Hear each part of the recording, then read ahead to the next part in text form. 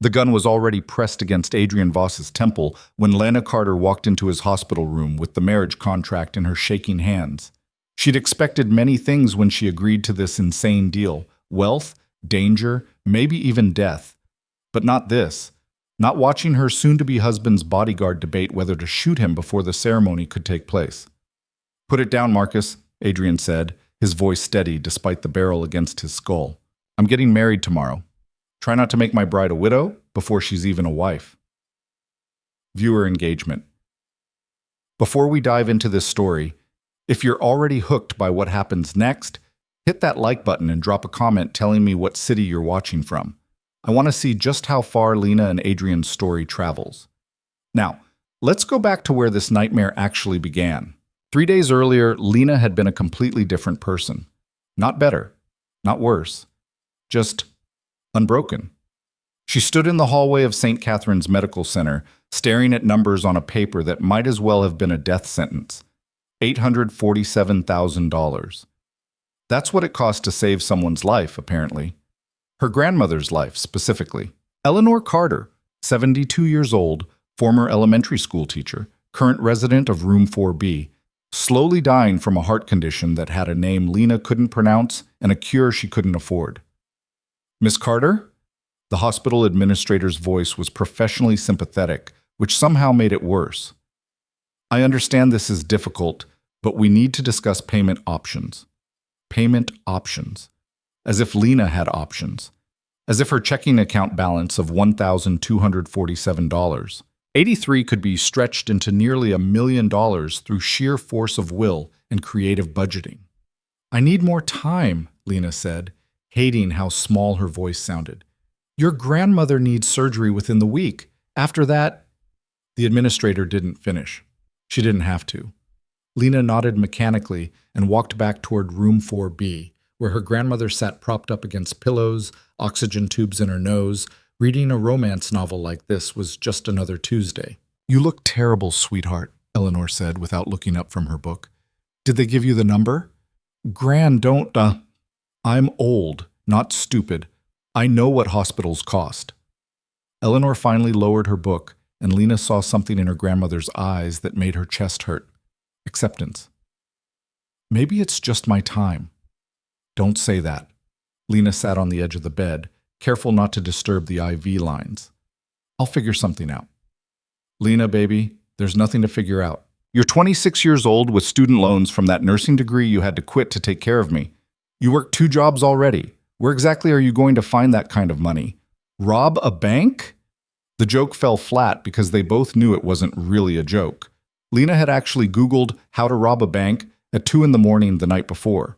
Not seriously. Not really. But desperate enough that the search history sat on her phone like evidence of how far she'd already fallen. "I'm not letting you die because I'm broke," Lena said. "That's not how this works." "That's exactly how this works, sweetheart. That's how it's always worked." Lena wanted to argue, but her phone buzzed in her pocket. Unknown number. She almost didn't answer, probably another debt collector, but something made her swipe to accept. "Lena Carter?" A woman's voice, smooth and professional. "Who's asking?" "My name is Victoria Chen. I represent someone who may have a solution to your current financial situation.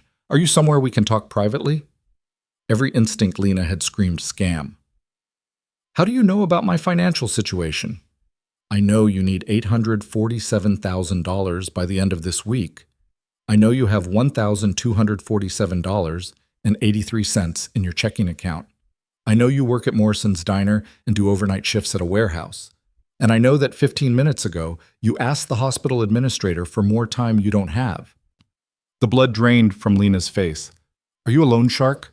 Because I can't—" "Nothing so crude. I'm offering you legitimate employment, $1 million for 6 months of work. Interested?" Lena looked at her grandmother, who had gone back to her book, pretending not to listen.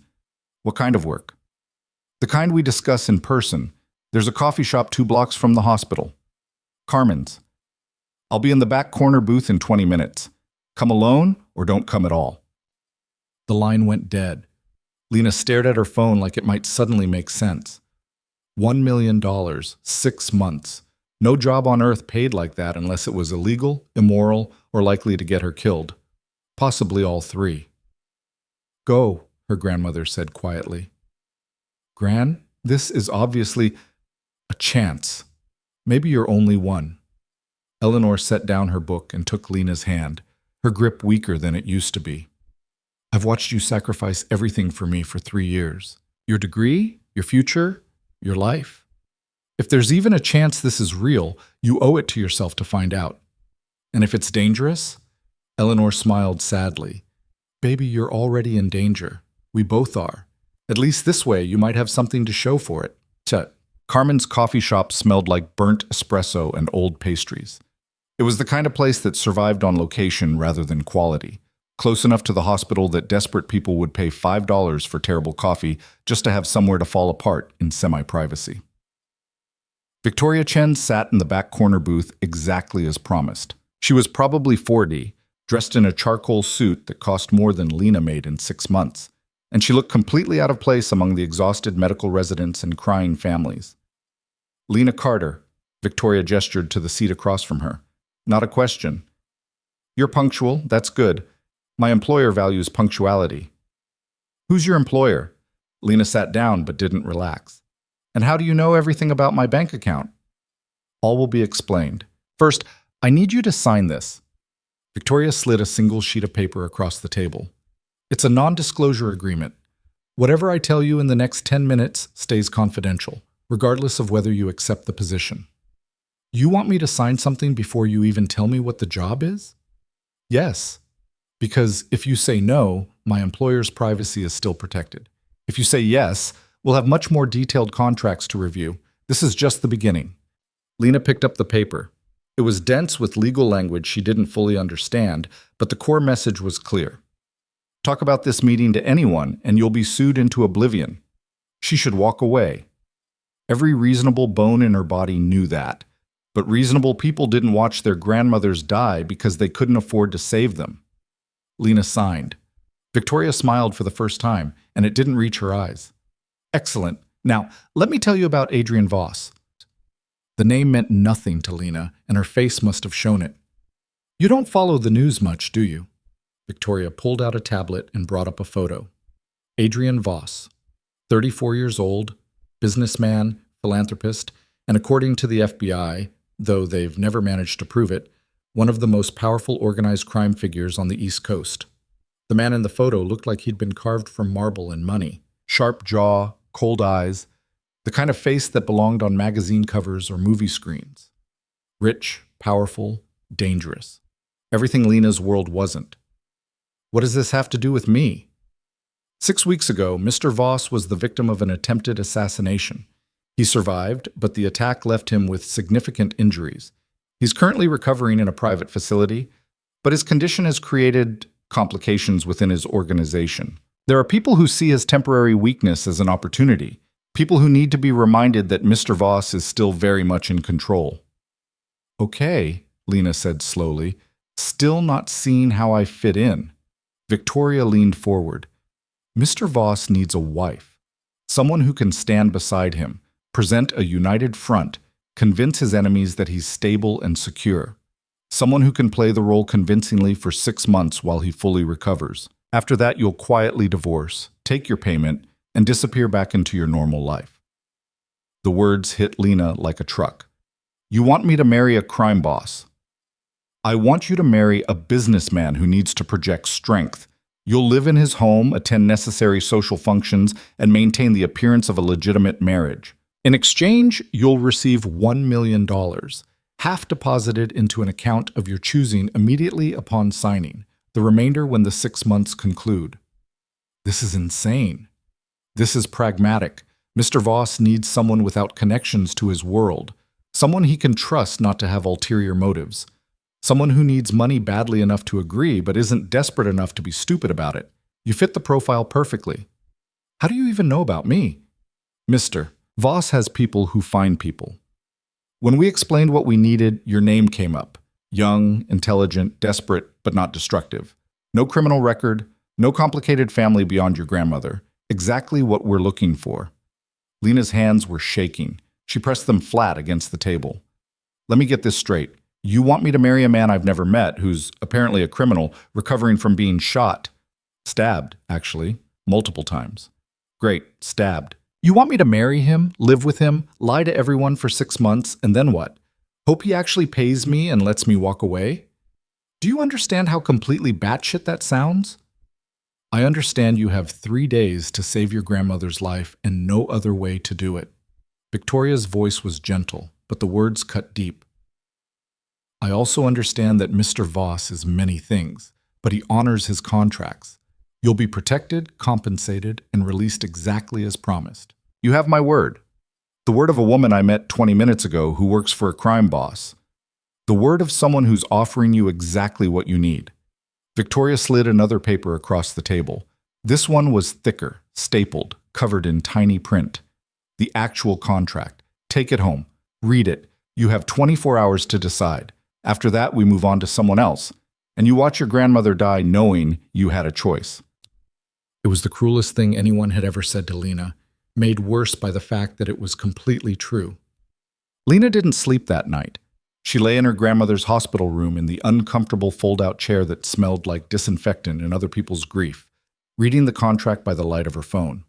It was thorough, terrifyingly thorough. 57 pages of legal language that covered everything from public appearance requirements to confidentiality clauses to what would happen if either party tried to terminate early. There were rules about physical contact, permitted but not required, communication, filtered through designated intermediaries, and even pregnancy, prohibited, with specific contraception requirements outlined in uncomfortable detail. The money clause was simple. $500,000 deposited within 24 hours of signing. $500,000 upon successful completion of the 6-month term. All medical care covered. All living expenses covered. A separate $100,000 discretionary fund for clothing and personal needs.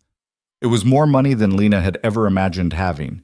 Enough to save her grandmother and still have a future after. Enough to finish her nursing degree. Enough to stop drowning. All she had to do was marry a stranger. A dangerous stranger. A man who'd been stabbed multiple times by people who wanted him dead. You're still here. Eleanor's voice was quiet in the darkness. Thought you had work. Called in sick.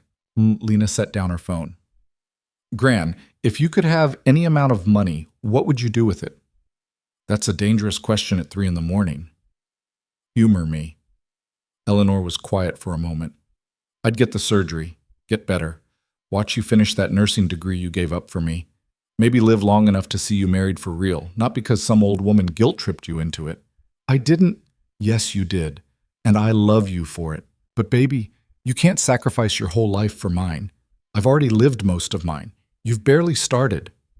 Lena felt tears on her face and angrily wiped them away. What if I could get the money? All of it.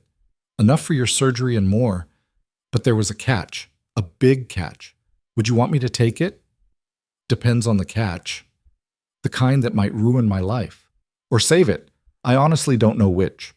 Eleanor reached out and Lena took her hand. Her grandmother's skin was paper thin, spotted with age and IV bruises.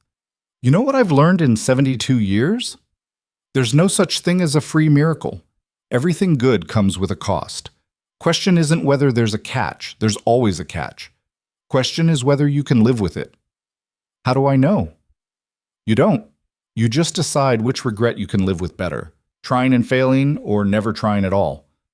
Lena looked at the contract on her phone screen, 57 pages that would change everything. I need to tell you something, Lena said quietly, and you need to promise not to freak out. 22 hours later, Lena stood outside a building that looked like it was trying to intimidate people just by existing. Glass and steel, 30 stories of wealth and power in the financial district. The kind of place where security guards wore better suits than most people wore to weddings. The kind of place where Adrian Voss apparently kept an office, even though, according to Victoria, he was currently recovering in a private facility. Lena's phone buzzed. Victoria, penthouse level. Security is expecting you. The elevator ride felt like falling upward. Lena watched the numbers climb, each floor taking her further from the life she knew. She'd signed the contract that morning, hands shaking so badly she could barely hold the pen. Victoria had smiled, made a phone call, And within 6 hours, $500,000 had appeared in a bank account Lena didn't even know existed until Victoria gave her the login information. $500,000. She transferred it immediately to the hospital. Her grandmother's surgery was scheduled for the next day. Now all Lena had to do was meet her future husband and somehow survive the next 6 months. The elevator doors opened onto a space that looked more like a luxury apartment than an office. Floor-to-ceiling windows overlooked the city. Minimalist furniture that probably cost more than cars. And standing in the center of it all, a man who looked nothing like his photo. Adrian Voss was alive, but barely. He stood with the help of a cane, his left side clearly damaged. His face was harder than in the picture, carved with pain and something that looked like barely controlled rage. A scar ran from his temple to his jaw, fresh enough that the edges were still pink. He looked at Lena like she was a problem he was trying to solve. "You're shorter than I expected," he said. His voice was rough, like he'd been screaming or stabbed in the lung. "And younger." "You're more stabbed than I expected," Lena shot back before she could stop herself. Something flickered in his eyes. Amusement, maybe, or just surprise that she'd talked back. "Victoria said you were direct. I appreciate that. I don't have time for people who waste my time with pleasantries." "Good, because I don't have any pleasantries for you." Adrian moved toward a chair, each step looking like it cost him. Lena fought the instinct to help. The contract had been very clear about boundaries. He sat down carefully, his jaw tight.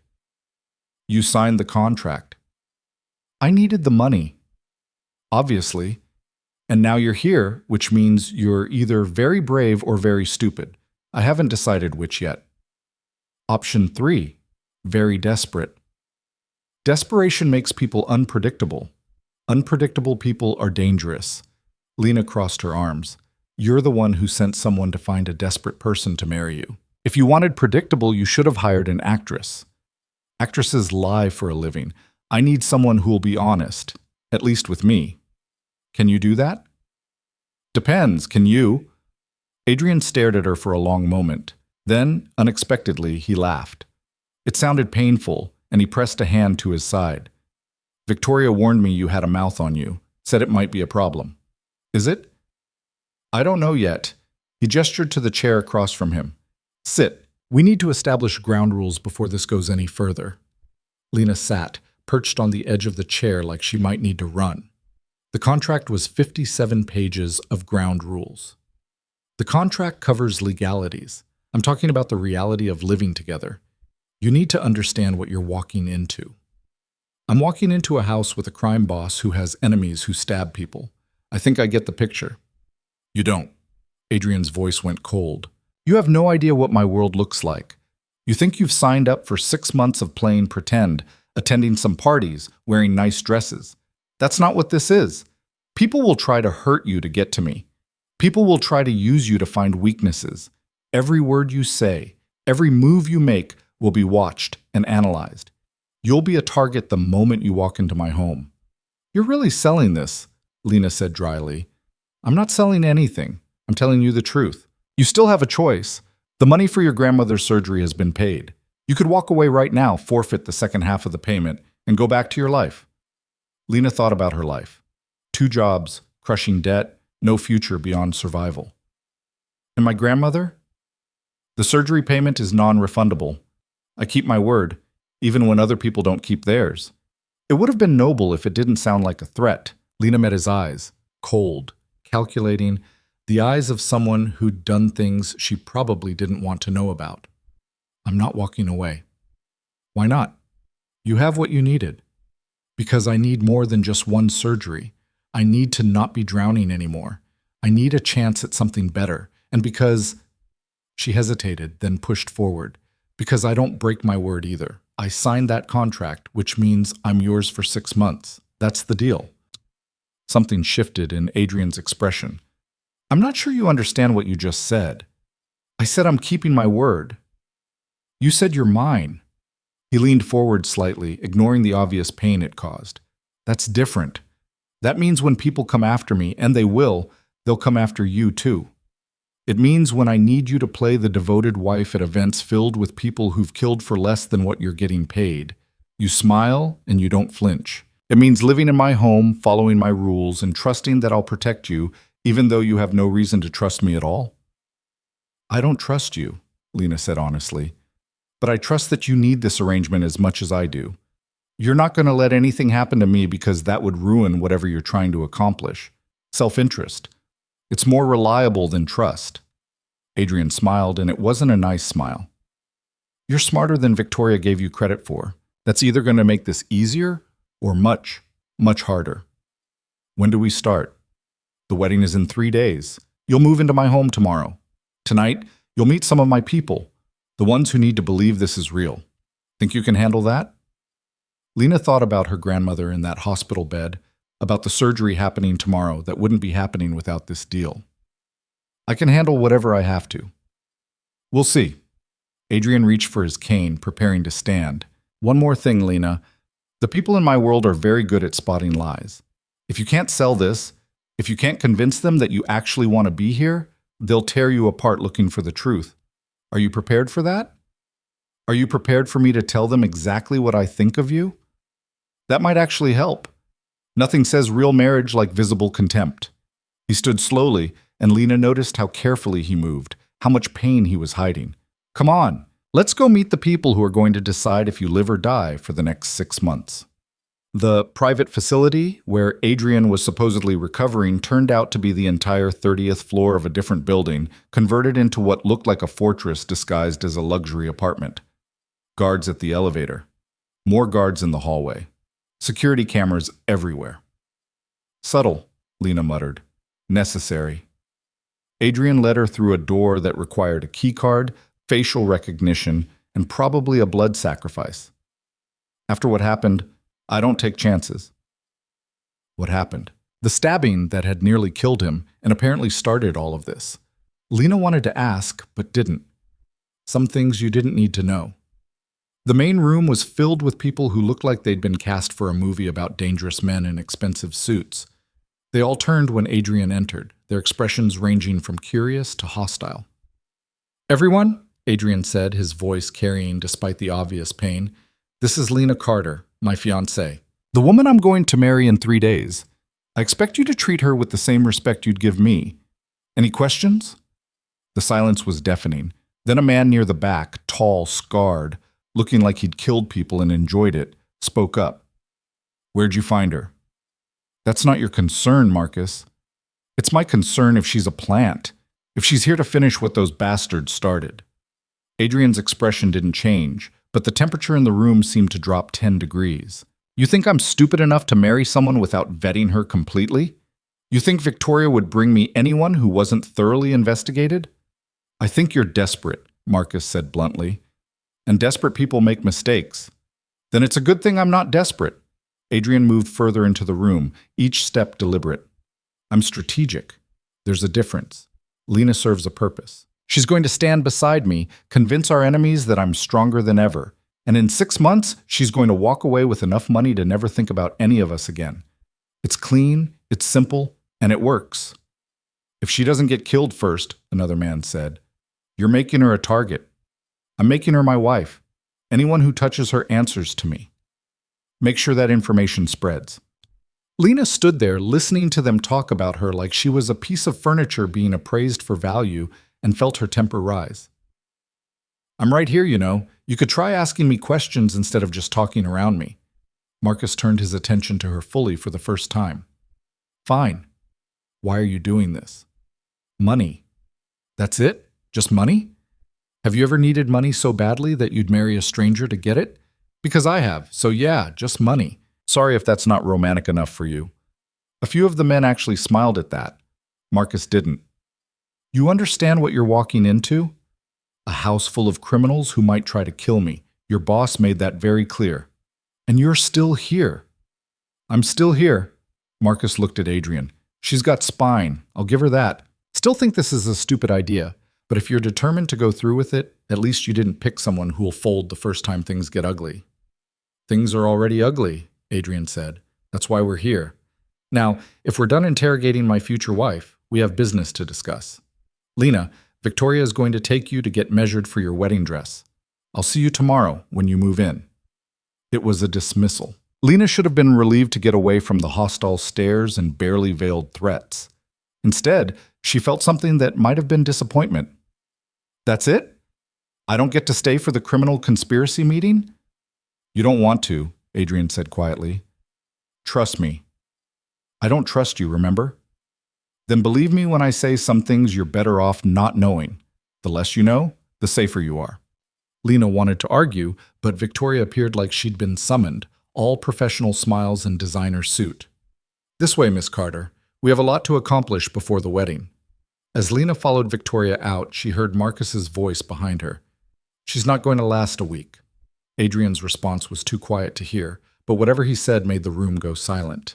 Stop. The next day, Lena moved into Adrian's estate with 2 suitcases and a feeling of profound unreality. The place wasn't a house, it was a compound. 20 acres of carefully landscaped property, surrounded by walls that looked like they could stop a tank. The main building was all stone and glass, beautiful in a cold, intimidating way, like Adrian himself. Mr. Voss is in his study, said the woman who'd introduced herself as Mrs. Chen, no relation to Victoria apparently, the head of household staff. He asked that you get settled first. Your rooms are on the 2nd floor, east wing. Rooms, plural. Lena had expected to have to share a bedroom to keep up appearances. The contract had been unclear about sleeping arrangements. The suite she was shown to was bigger than her entire apartment had been.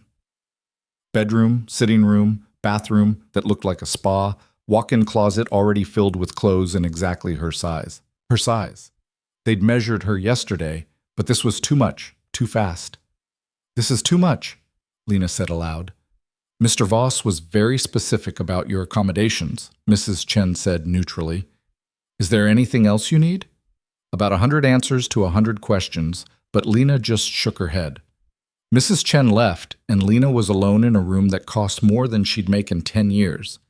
She unpacked slowly, putting her few belongings in drawers that could have held 10 times as much. Her phone rang. The hospital. Her grandmother's surgery had gone well. She was in recovery, expected to make a full recovery. Lena sat on the edge of the bed, massive, expensive, empty, and cried. Not sad tears. Not happy tears. Just overwhelmed tears from someone who'd been running on empty for too long and finally had a moment to fall apart. When she'd pulled herself together, she went to find Adrian. The study wasn't hard to locate. She just followed the sound of arguing voices. Completely unreasonable, and you know it. I know that I make the decisions, and you follow them. That's how this works. Not when your decisions are going to get people killed. Lena knocked on the half-open door. The voices stopped immediately. Adrian sat behind a desk that looked like it had been carved from a single piece of dark wood, and Marcus stood in front of it, looking like he wanted to punch something. Bad time? Lena asked. Always, Adrian said. Come in. Marcus was just leaving. I wasn't. You were. Adrian's tone left no room for argument. We'll continue this later. Marcus shot Lena a look that might have been a warning or might have been just general hostility, and left. The door closed behind him with a definitive click. Your second-in-command seems to hate me, Lena observed. Marcus hates everyone until they prove themselves useful. Don't take it personally. Adrian gestured to a chair. Your grandmother's surgery went well. It wasn't a question. You have someone watching the hospital? I have someone making sure the doctors do their jobs correctly. Consider it a wedding gift. That's creepy and controlling. That's making sure my investment pays off. If your grandmother dies, you might do something stupid like try to back out of our deal. I don't like complications. Everything about this is a complication. True. Adrian set down whatever paper he'd been reading and actually looked at her. Are you settling in? Into a room bigger than my apartment? Into a house with armed guards? Into the reality that I'm going to marry you in 2 days? Sure, settling in great. You have regrets. I have a lot of things. Regrets is probably one of them. But I'm here, aren't I? For now. Adrian stood carefully, using the desk for support.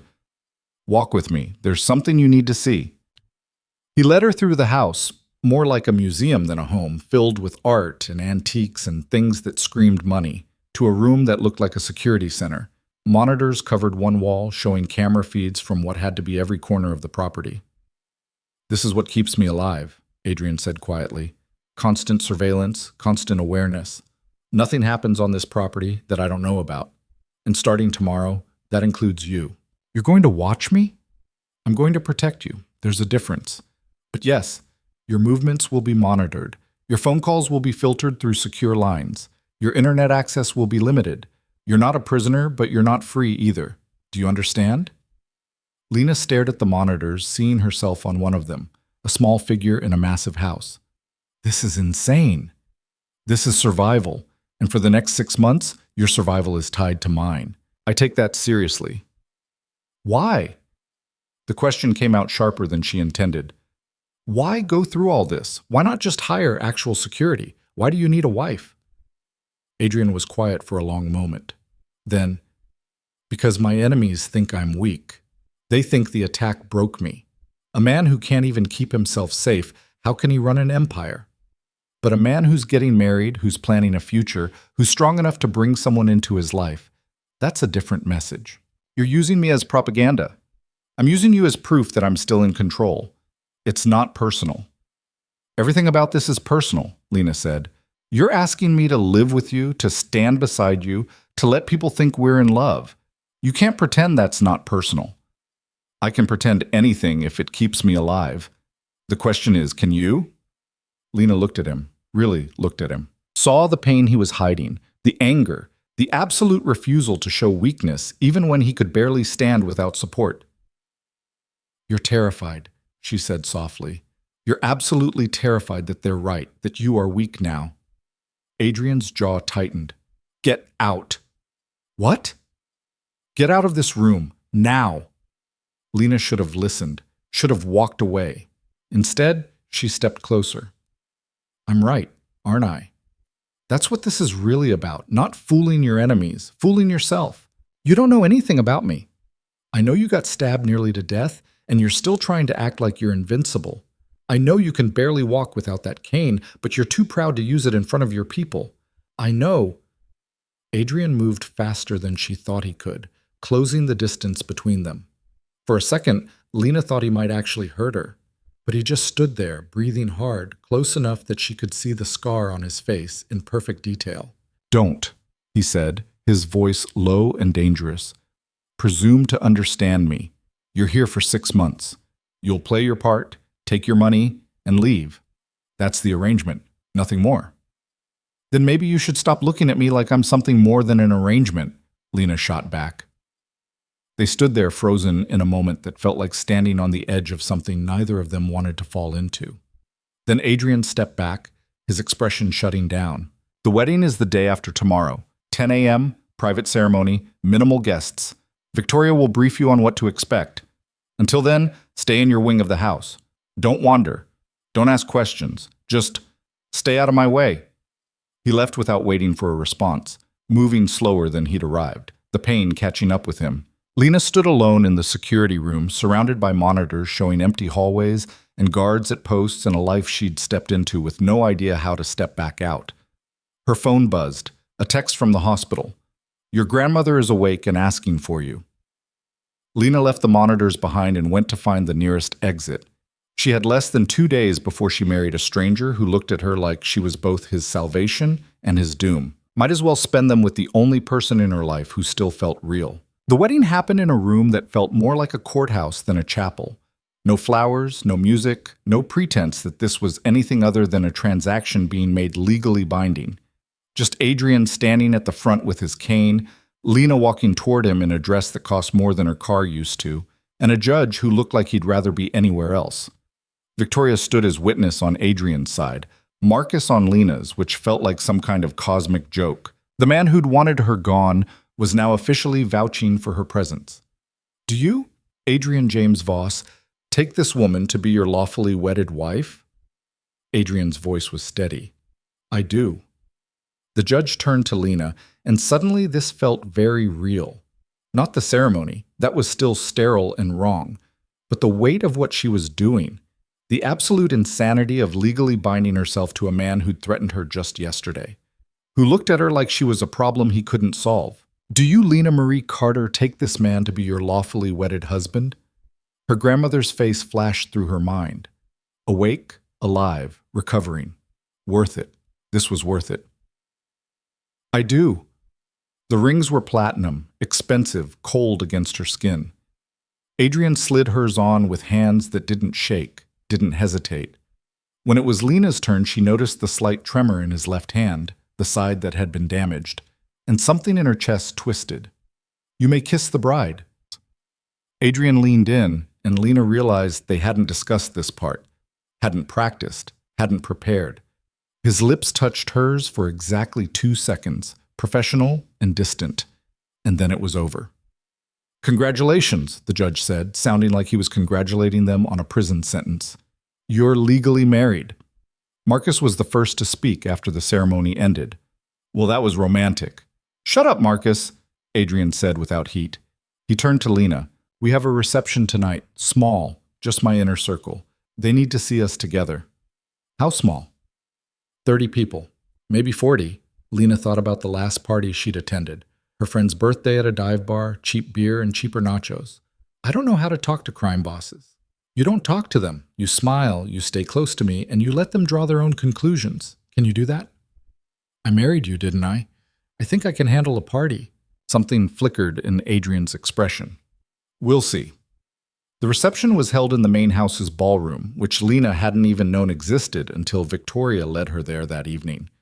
The room was full of people who looked like they'd stepped out of a magazine about wealth and danger. Women in dresses that cost more than medical equipment. Men in suits tailored so perfectly they might as well be uniforms. And all of them were watching Lena like she was something they needed to categorize before deciding whether to accept or destroy. Adrian appeared at her side, moving without the cane now, though Lena could see the cost in how he held himself. Ready? Not even remotely. Good. Fear keeps you sharp. He offered his arm, and Lena took it, feeling the tension in his muscles. Stay close. Don't drink anything you didn't see poured. Don't go anywhere alone. And if anyone asks personal questions, redirect to me. You're really selling this whole fun party vibe. This isn't fun. This is survival dressed up in champagne and small talk. They entered together, and the room's energy shifted. Conversations paused. Eyes tracked their movement. Lena felt like prey walking into a room full of predators who were trying to decide if she was worth the effort of killing. A woman approached, mid-40s, stunning in a way that seemed weaponized, with eyes that could cut glass. Adrian, so this is your bride. Natasha. Adrian's voice cooled. Lena, this is Natasha Volkov. She handles our East Coast operations. Operations? Lena kept her voice neutral. That's a nice way of saying it. Natasha smiled, and it didn't reach her eyes. I like this one. She's honest. How refreshing. She turned her attention fully to Lena. Tell me, dear, how did you and Adrian meet? He's been so secretive about his personal life. This was a test. Lena could feel it. We met through a mutual friend. Nothing dramatic, just right place, right time. How romantic. And you didn't mind that your husband has so many enemies? I didn't marry his enemies. I married him. Natasha's smile grew sharper. Brave or stupid? I haven't decided which. Does it matter? Lena asked. I'm here either way. True. Natasha looked at Adrian. She's got spine. That's good. She'll need it. She drifted away, leaving behind the scent of expensive perfume and veiled threats. Adrian's grip on Lena's arm tightened slightly. Well done. I feel like I just passed some kind of exam I didn't know I was taking. You did. Natasha is one of my most valuable people, but she's also one of the most dangerous. If she'd sensed weakness, she would have pushed until you broke. And if I'd broken, then everyone here would know this marriage is a sham, and we'd both have problems. Adrian steered her toward a quieter corner of the room. You're doing better than I expected. Your expectations must be incredibly low. They usually are. People tend to disappoint. Before Lena could respond, Marcus appeared with 2 glasses of champagne. Figured the bride should at least get to drink at her own wedding. Poured it myself, boss, so it's safe. Adrian took both glasses, examined them briefly, then handed one to Lena. Thank you, Marcus. Don't thank me yet. We've got incoming. Marcus nodded toward the entrance, where a man was arriving late, flanked by his own security. That's Dmitry Kozlov, controls the waterfront operations. Also happens to be the one who ordered the hit on you. Lena's hand tightened on her champagne glass. The one who stabbed you is here? At our wedding? Allegedly ordered the hit, Adrian corrected. No proof. And yes, he's here because keeping your enemies close is better than wondering what they're planning. Dmitri was tall, built like someone who'd done his own violence before hiring people to do it for him. He spotted Adrian and smiled, heading straight toward them. Adrian, congratulations on your marriage. I was surprised to hear the news. Surprised you were well enough to stand for a ceremony. I'm resilient. Adrian's voice was pleasant, but there was steel underneath. Dmitri, this is my wife, Lena. Dmitri's eyes swept over Lena in a way that made her skin crawl. Beautiful. Tell me, my dear, does your husband tell you about his business, about the dangerous world he's brought you into? He tells me what I need to know, Lena said carefully. And what do you think you need to know?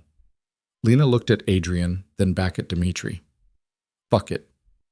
I know that someone tried to kill my husband and failed. I know that whoever did it is probably scared now, because Adrian's still here and getting stronger every day. And I know that I'm not going anywhere, which means anyone who comes after him has to go through me first. The silence that followed was profound. Then Dmitri laughed, loud and genuine. She's fierce. Adrian, you've done well. A wife with fire. Very impressive. I don't keep weak things around me, Adrian said quietly. You should remember that. The threat hung in the air between them, barely disguised. Dmitri's smile didn't waver, but something changed in his eyes. Of course. Well, I should pay my respects to the other guests. Congratulations again. When he was gone, Lena let out a breath she didn't know she'd been holding. Did I just make that worse? No. Adrian was looking at her with something that might have been respect. You made it better. He expected you to be scared, pliable. Instead, you showed teeth. That matters here. I was terrified. I know. But you didn't show it. That's the difference. Adrian set down his untouched champagne. Come on, there are more people you need to meet before this night is over. The next 2 hours were a blur of names and faces, each one more dangerous than the last. Lena smiled until her face hurt, stood close to Adrian until her feet ached in the expensive heels Victoria had provided, and played the role of devoted wife to a man she barely knew. By the time the last guest left, she was exhausted in ways she'd never been before. Physical tiredness she understood. She'd worked double shifts, pulled all-nighters. But this was different. This was the exhaustion of maintaining a lie so completely that she'd started to forget what the truth looked like. Adrian found her in the ballroom after everyone had gone, sitting on one of the chairs with her shoes kicked off. You survived. Barely. Do we have to do that often? Often enough. My world runs on appearances and alliances. You'll get used to it. What if I don't want to get used to it? Adrian sat down next to her, moving carefully. This late, with no one to perform for, he let the pain show. Then the next 6 months are going to be very difficult for you. Lena looked at him, really looked. The scar on his face was still pink, healing. There were others, she knew, hidden under his expensive suit. Signs of violence survived. Can I ask you something? You can ask. I may not answer. Why did they try to kill you? What did you do? Adrian was quiet for so long that Lena thought he wouldn't respond. Then, I refused to compromise on something they wanted. Territory, control, doesn't matter now. What matters is they thought I was weak enough to eliminate. They were wrong. And now you have to prove you're not weak by parading me around like some kind of trophy. You're not a trophy. You're a statement. There's a difference. What kind of statement? That I'm still thinking about the future. That I'm building something instead of just defending what I have. That I'm... He trailed off, jaw tight. That you're what? That I'm still human enough to want something beyond survival. Adrian stood abruptly. You should rest. Tomorrow starts early. We have meetings, appearances, more performances. Adrian, Lena stood too, ignoring the protests from her tired feet. Thank you. For what? For keeping your word. About my grandmother. About protecting me tonight. About all of this. Something complicated crossed his face. Don't thank me yet. We're just getting started. He left before she could respond, moving through the massive house like a ghost haunting his own life. Lena made her way back to her room, past security guards who nodded respectfully, through hallways that still felt like a museum. Her phone buzzed with a text from her grandmother. "How was your wedding, sweetheart?" Lena had told her the basics. Met someone, fell fast, getting married quickly. Her grandmother thought it was a whirlwind romance. She had no idea it was a business transaction. "Beautiful," Lena typed back. "I'll tell you all about it tomorrow." She fell asleep in a bed that cost more than she'd made in years, wearing a ring that bound her to a stranger, and dreamed of guns pressed to temples and men who smiled while planning murder. The next morning started with a knock on her door at 6 a.m. Victoria, impeccably dressed as always, holding a tablet and looking like she'd been awake for hours. "Good morning, Mrs. Voss. We have a busy day." Mrs. Voss. The name still felt foreign. What kind of busy? "Adrian has a meeting with potential investors at 9. You'll need to be there, appropriately dressed. I've laid out options in your closet. After that, lunch with Natasha and several other key women in the organization. They want to get to know you better." Lena groaned. "That sounds like torture." "It's necessary. These women are powerful in their own right. If they accept you, others will follow. If they don't..." Victoria didn't need to finish that sentence. "Right, acceptance or death. Got it." "I wouldn't put it quite so dramatically, but yes, essentially." Victoria consulted her tablet. "There's also a security briefing at 2 p.m. You need to learn the protocols for moving around the property and in public." Adrian was quite insistent about that. "He thinks someone's going to try to kill me. He thinks someone's going to try to use you to get to him, which amounts to the same thing. Now breakfast is in 30 minutes. I suggest you don't keep Mr. Voss waiting. He's particular about punctuality." The breakfast room was smaller than Lena expected, almost intimate compared to the rest of the house. Adrian sat at the head of a table that could seat 12, reading something on his phone, a cup of coffee at his elbow. He looked up when Lena entered. "You're on time." "Good." "Victoria scared me into it."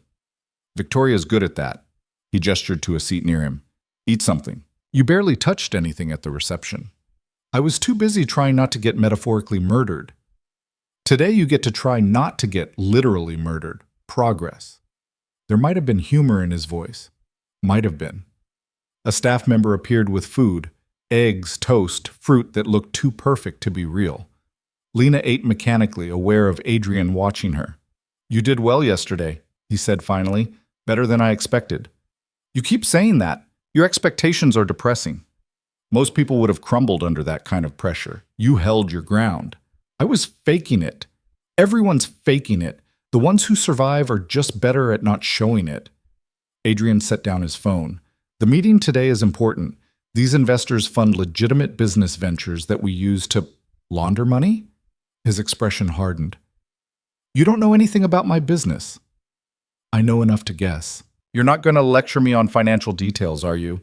Because that wasn't in the contract." "The contract says you attend necessary functions. This is necessary. You sit, you smile, you let them think I'm stable enough to manage both an empire and a marriage. That's all. Your expectations really are depressing." The meeting was held in a conference room that looked like it belonged in a corporate headquarters, not a crime boss's house. 10 men in expensive suits, all watching Adrian like they were waiting for him to fail, and Lena like she was an exotic animal brought in for their amusement. Adrian introduced her simply. "My wife, Lena." No explanation, no backstory, just her presence as proof of whatever he was trying to prove. The meeting itself was brutally boring. They discussed profit margins and investment returns and expansion opportunities, all in language so coded that Lena couldn't tell what was legitimate and what was criminal. She sat next to Adrian, maintaining the posture Victoria had drilled into her, attentive but not intrusive, present but not demanding attention. Halfway through, Adrian's hand cramped. Lena saw it happen. The sudden tension, the way his left hand spasmed and he had to set down his pen. No one else seemed to notice, or if they did, they pretended not to. Without thinking, Lena reached under the table and took his hand, working her thumbs gently against the cramped muscles. Adrian went rigid, but he didn't pull away. Slowly, the cramp eased. When the meeting ended and the investors left, Adrian finally spoke. "You didn't have to do that." "You were in pain." "I'm always in pain. I've learned to manage it." "Clearly." Lena stood, her back aching from sitting perfectly still for 2 hours. You're welcome, by the way. I didn't thank you. I noticed. Adrian looked at her, and for just a moment, his carefully controlled expression cracked. This is harder than I expected. The recovery? Having someone see it. He picked up his cane, which he'd hidden under the table. You should go. Natasha's waiting. Lunch with Natasha and 3 other women was exactly as terrible as Lena had feared. They sat in a private room at a restaurant that probably didn't have prices on the menu, eating food that was more art than sustenance, and asked questions designed to find weaknesses. So tell us about yourself, Lena, said a woman named Irina, who wore diamonds like armor. Where did you grow up? Nowhere interesting. Family? Just my grandmother. How convenient. Natasha's smile was sharp. No complicated family ties, no messy history, almost like you were chosen specifically for your lack of connections. Lena met her eyes. Almost like Adrian wanted someone who wouldn't bring drama to an already dramatic situation. Or someone who wouldn't be missed if something happened to her, another woman, Sophia, suggested lightly. The threat was barely veiled. Lena set down her fork carefully. If something happens to me, my grandmother knows exactly where I am and who I'm with. So does my lawyer. So missing me would definitely be noticed. It was a bluff. Lena didn't have a lawyer. But these women didn't know that. Natasha laughed. I like her. She's smarter than she looks. I'm not sure that's a compliment, Lena said. It wasn't meant to be insulting, but you should know we protect our own here. Adrian is one of ours. If you hurt him, if you betray him, if you prove to be anything other than what you claim, Natasha leaned forward slightly. Well, let's just say you wouldn't be the first problem we've solved permanently. Lena's heart was racing, but she kept her voice steady. Good thing I'm not planning to be a problem then. Plans change. Irina waved for more wine. People disappoint, especially when money's involved. I'm being paid to do a job, Lena said. I'm doing it. That's the arrangement. So cold, Sophia observed. No love at all? Love wasn't in the contract. The women exchanged glances. Then Natasha raised her glass. To honest marriages. Rare, but refreshing. The rest of lunch passed in slightly less hostile small talk. By the time Lena left, she felt like she'd survived an interrogation disguised as a social event. Marcus was waiting outside. You're still alive. That's promising. They threatened to kill me. Yeah, they do that. Means they're taking you seriously. If they didn't care, they wouldn't bother threatening. That's a terrible way to measure success. Welcome to Adrian's world. Everything's terrible. You just learned to grade it on a curve. The security briefing was conducted by a man named Torres, who looked like he'd been military before he was criminal. He showed Lena the property's safe rooms, the emergency exits, the protocols for if the house was breached. In the event of an attack, your job is simple, Torres said. Get to the nearest safe room and lock yourself in. Don't try to help, don't try to fight, just hide until we've neutralized the threat. And if I can't get to a safe room, then you stay with Mr. Voss and do exactly what he says. He's survived more attempts on his life than most people have birthdays. Trust his instincts. That night, Lena found Adrian in the security room she'd seen on her first day, watching the monitors with an intensity that suggested he was looking for threats in every shadow. Do you ever sleep? She asked from the doorway. He didn't turn around. Not much, not anymore. Because you're waiting for them to try again. Because I'm making sure I see them coming when they do. He finally looked at her. How was lunch? Your friends threatened to kill me. They're not my friends. And yes, they would have. Standard procedure. Your life is insane. I know. He turned back to the monitors. You should rest. Tomorrow's another full day. Lena should have left. Should have gone to her massive empty room and tried to sleep. Instead, she pulled up a chair next to him. Teach me. Teach you what? How to see what you see. How to know who's dangerous. How to survive in your world. Adrian studied her for a long moment. Why? Because I'm stuck here for 6 months, and I'd rather not spend them being terrified and clueless. Plus, you clearly don't sleep anyway. Might as well make use of the time. Something that might have been a smile crossed his face. Fine. See that monitor, top left? That's the east gate. Watch the guard rotation. Notice anything? Lena watched. They change every hour, every 2 hours. But watch Johnson there. He checks his phone every 15 minutes, creates a pattern, a weakness. You think your own guards are weaknesses? I think everyone has patterns, and patterns can be exploited. That's how they got to me. Found a pattern in my routine and used it. How did they do it? Lena asked quietly. If you don't mind me asking. Adrian was silent for a long time. When he finally spoke, his voice was distant. I used to go to a gym. Same time, same days. Thought I was being careful, but careful isn't enough when someone's patient. They waited 6 months, learned every detail, and struck when I was most vulnerable. 3 men, 8 stab wounds. I survived because Marcus got there in time, but it was close. Closer than I like to think about. I'm sorry. Don't be sorry. Be smart. Learn from my mistakes. They sat there for hours, Adrian teaching Lena to read the monitors, to notice inconsistencies, to think like someone looking for vulnerabilities. It was strange and intimate in a way their actual wedding hadn't been. No performance, no audience, just 2 people trying to survive the same dangerous world. Around 3 a.m., Lena finally stood to leave. Thank you for this. You're surprisingly easy to talk to, Adrian said, sounding almost surprised by the admission. Most people are either afraid of me or trying to use me. You're just here. Where else would I be? I'm contractually obligated to be here. You could be in your room, avoiding me, counting down the days until this is over. I am counting down the days. I'm just not avoiding you while I do it. Adrian almost smiled. Almost. Good night, Lena. Good night, Adrian. As she left, she heard him go back to watching the monitors, waiting for threats that might never come, unable to stop looking, even though it was destroying him from the inside. Lena fell asleep that night thinking about a man so broken by violence that he couldn't close his eyes without seeing enemies in every shadow, and wondering what it said about her that she was starting to understand exactly how he felt. The routine settled in faster than Lena expected. Mornings with Adrian reviewing security footage and discussing threats both real and imagined. Afternoons attending meetings where men in expensive suits talked in code about things Lena was learning to decode. Evenings alone in her suite, talking to her grandmother on the phone and pretending everything was normal. 3 weeks into the marriage, Adrian could walk without the cane for short distances. Lena noticed because she'd started cataloging his recovery like data points in a study she couldn't abandon. The way his left hand trembled less when he signed documents, how he could stand through entire meetings now without his jaw going tight from pain. Small victories that he never acknowledged, but that Lena saw anyway. You're staring, Adrian said one morning, not looking up from the contract he was reading. They were in his study, Lena supposedly reviewing the guest list for an upcoming reception while actually watching him work. I'm observing.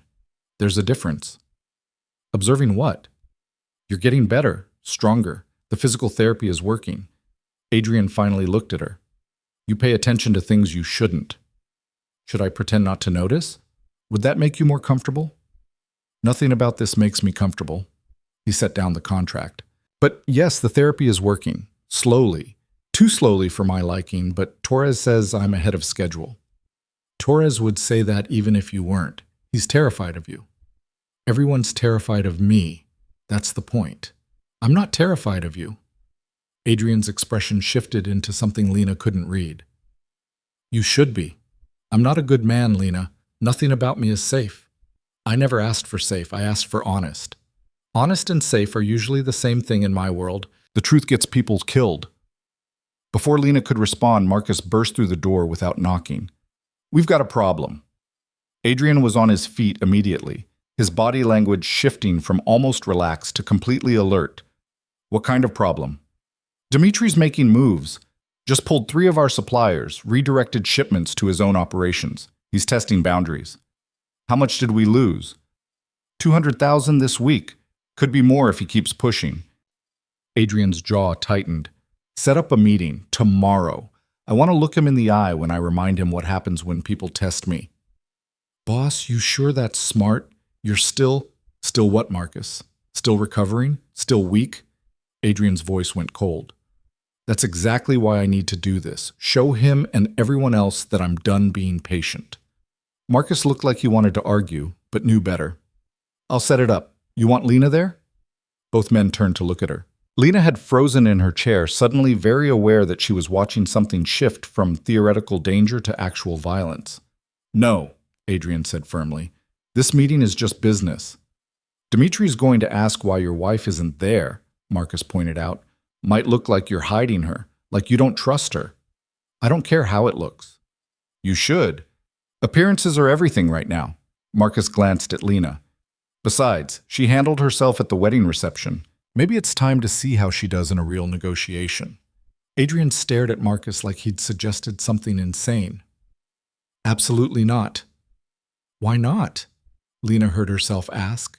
If I'm supposed to be your wife, shouldn't I be at your side for important meetings?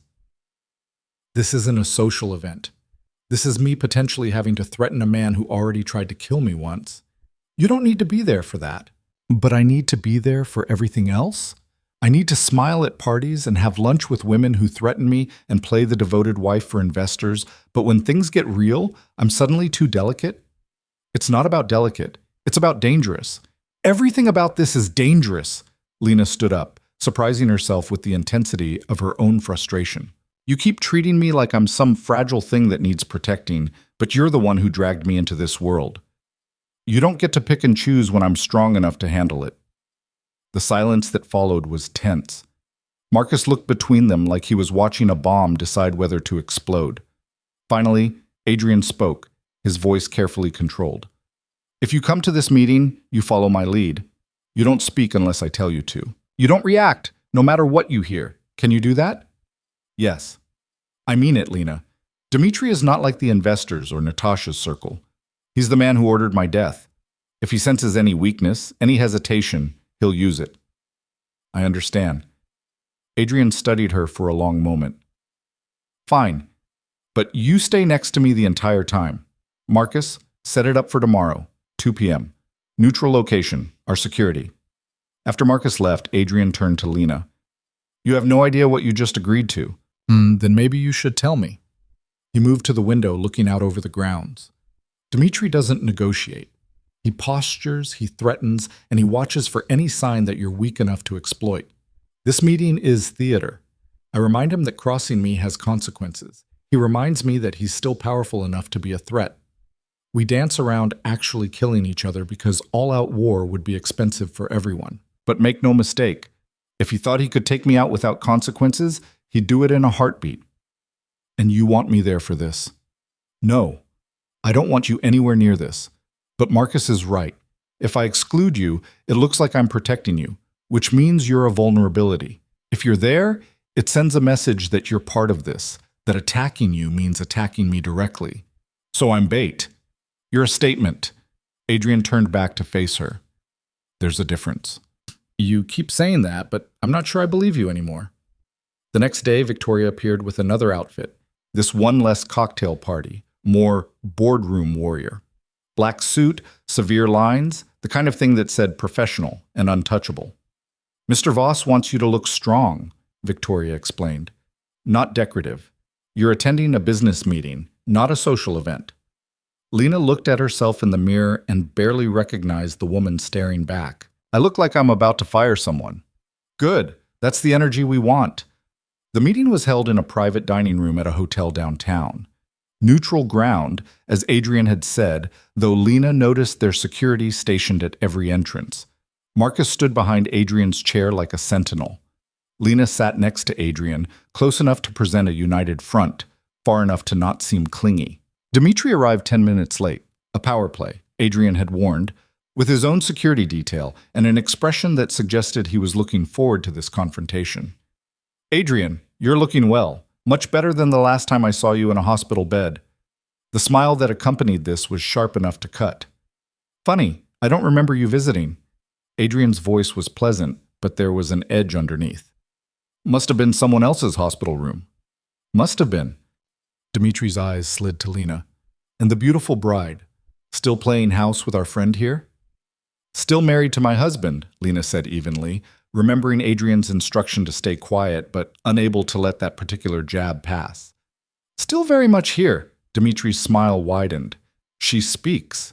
How refreshing. Most wives in our world know to stay silent.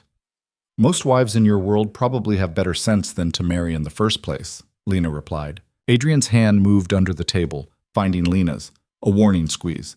She squeezed back but didn't break eye contact with Dmitri. I like her, Dmitri said, though his tone suggested he meant the opposite. Very spirited. Tell me, does she know what you really do, Adrian? Or have you fed her the same sanitized version you give to investors? She knows enough, Adrian said. Now, shall we discuss why you're redirecting my suppliers, or are we going to waste time with small talk? Ah, yes, business. You always were impatient with pleasantries. Dmitri settled into his chair like he owned it. The suppliers came to me with better offers.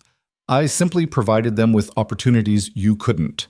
You mean you undercut my prices and threatened their families if they didn't comply? I mean, I showed them that there are alternatives to your declining empire. The temperature in the room dropped. Adrian's hand was still on Lena's, and she felt his grip tighten. My empire is far from declining, Adrian said quietly. A temporary setback doesn't mean weakness. It means I'm eliminating problems and consolidating power.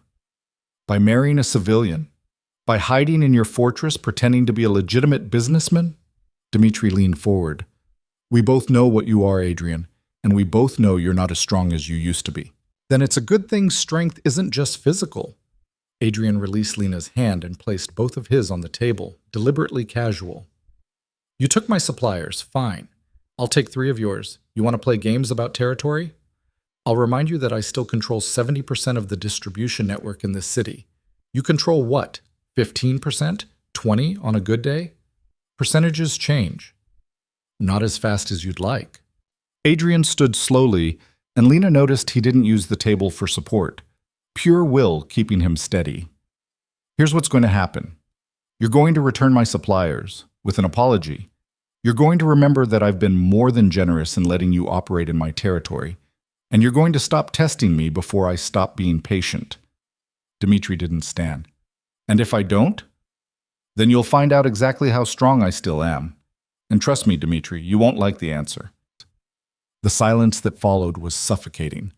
Lena forced herself to breathe normally, to not show the fear crawling up her spine. These men were talking about violence with the same casual tone other people used to discuss the weather. Finally, Dmitri stood. I'll consider your request. It wasn't a request. Everything's a request when you don't have the power to enforce it. Dmitri buttoned his suit jacket. But I'll give you credit, Adrian. You're putting on a good show. The wife, the recovery, the threats.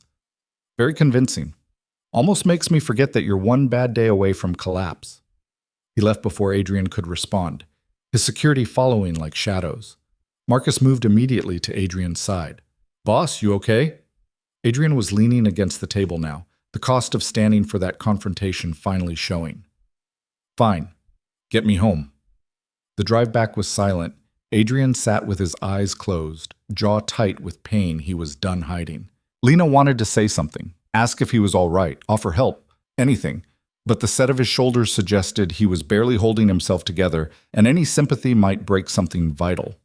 They made it back to the estate, and Adrian disappeared into his private rooms without a word. Marcus caught Lena's arm as she started to follow. Let him be. When he's like this, he needs space. He's hurt. He's always hurt. Right now, he's also furious and embarrassed, which is worse. Give him time. Lena went to her own suite, but she couldn't settle. She paced, replaying the meeting in her head. The threats, the posturing. The way Dmitri had looked at her like she was a weakness to exploit. The way Adrian had stood despite obvious pain just to prove he could. 2 hours later, she found herself outside Adrian's rooms. She knocked before she could talk herself out of it. Go away, Marcus.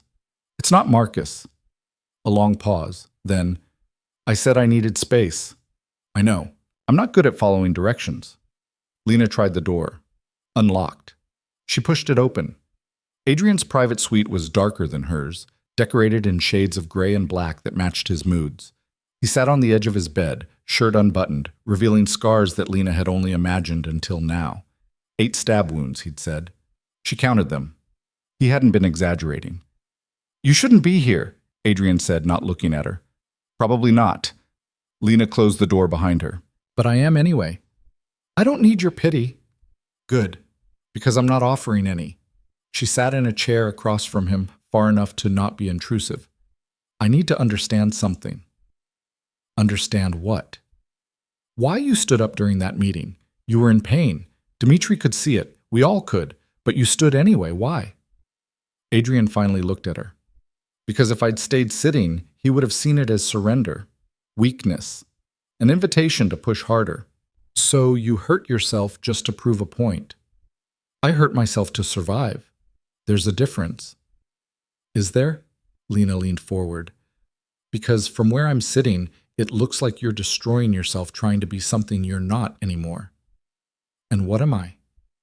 Human. Damaged, still recovering from nearly dying. But instead of admitting that, you push yourself until you break. And then you hide in here so no one sees the cracks. Adrian's laugh was bitter. You think I don't know I'm broken? I live with it every day. Every step that hurts, every hand that shakes, every night I can't sleep because I'm waiting for someone to finish what Dmitri started. I know exactly what I am. Then why keep pretending you're not? Because the moment I admit weakness, the moment I show them I'm vulnerable, they'll tear me apart. Not just Dmitri, all of them. Every person who's waiting for me to fail so they can take what I've built. What about the people who aren't waiting for you to fail? Lena asked quietly. What about Marcus, who got you to the hospital in time? What about me, who's here right now instead of counting down days until I can leave? You're here because I'm paying you to be here. I'm here because I chose to knock on your door. The contract doesn't cover late-night check-ins. Adrian stared at her for a long moment. Then, so quietly, she almost missed it. I don't know how to do this. Do what? Trust someone to see me like this and not use it against me. Lena stood and moved closer, slowly, like approaching something wild that might bolt. Then don't trust me. Just let me help anyway. Why would you help me? Because for some reason I don't fully understand. I don't want to watch you destroy yourself. And because whether we like it or not, we're in this together for the next 5 months. Might as well make it bearable. Adrian looked at her, really looked, like he was trying to solve a puzzle he couldn't figure out. Then he did something Lena never expected. He laughed, not bitter this time, almost genuine. You're either the bravest person I've ever met or the most foolish. Can I be both? Probably. He winced as he moved to button his shirt. His hands were shaking too much to manage it. Lena moved without thinking, batting his hands away and doing the buttons herself. This close, she could see the toll the meeting had taken. The exhaustion in his eyes, the pain lines around his mouth. All the things he hid from everyone else. There, she said when she finished. Now you're decent again. I'm a lot of things. Decent isn't one of them. I'll be the judge of that. She left before he could argue, closing the door softly behind her.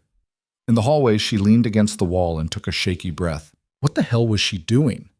Getting involved? Caring about this man who'd hired her to play pretend? This wasn't part of the deal. But then again, nothing about this arrangement had gone according to plan.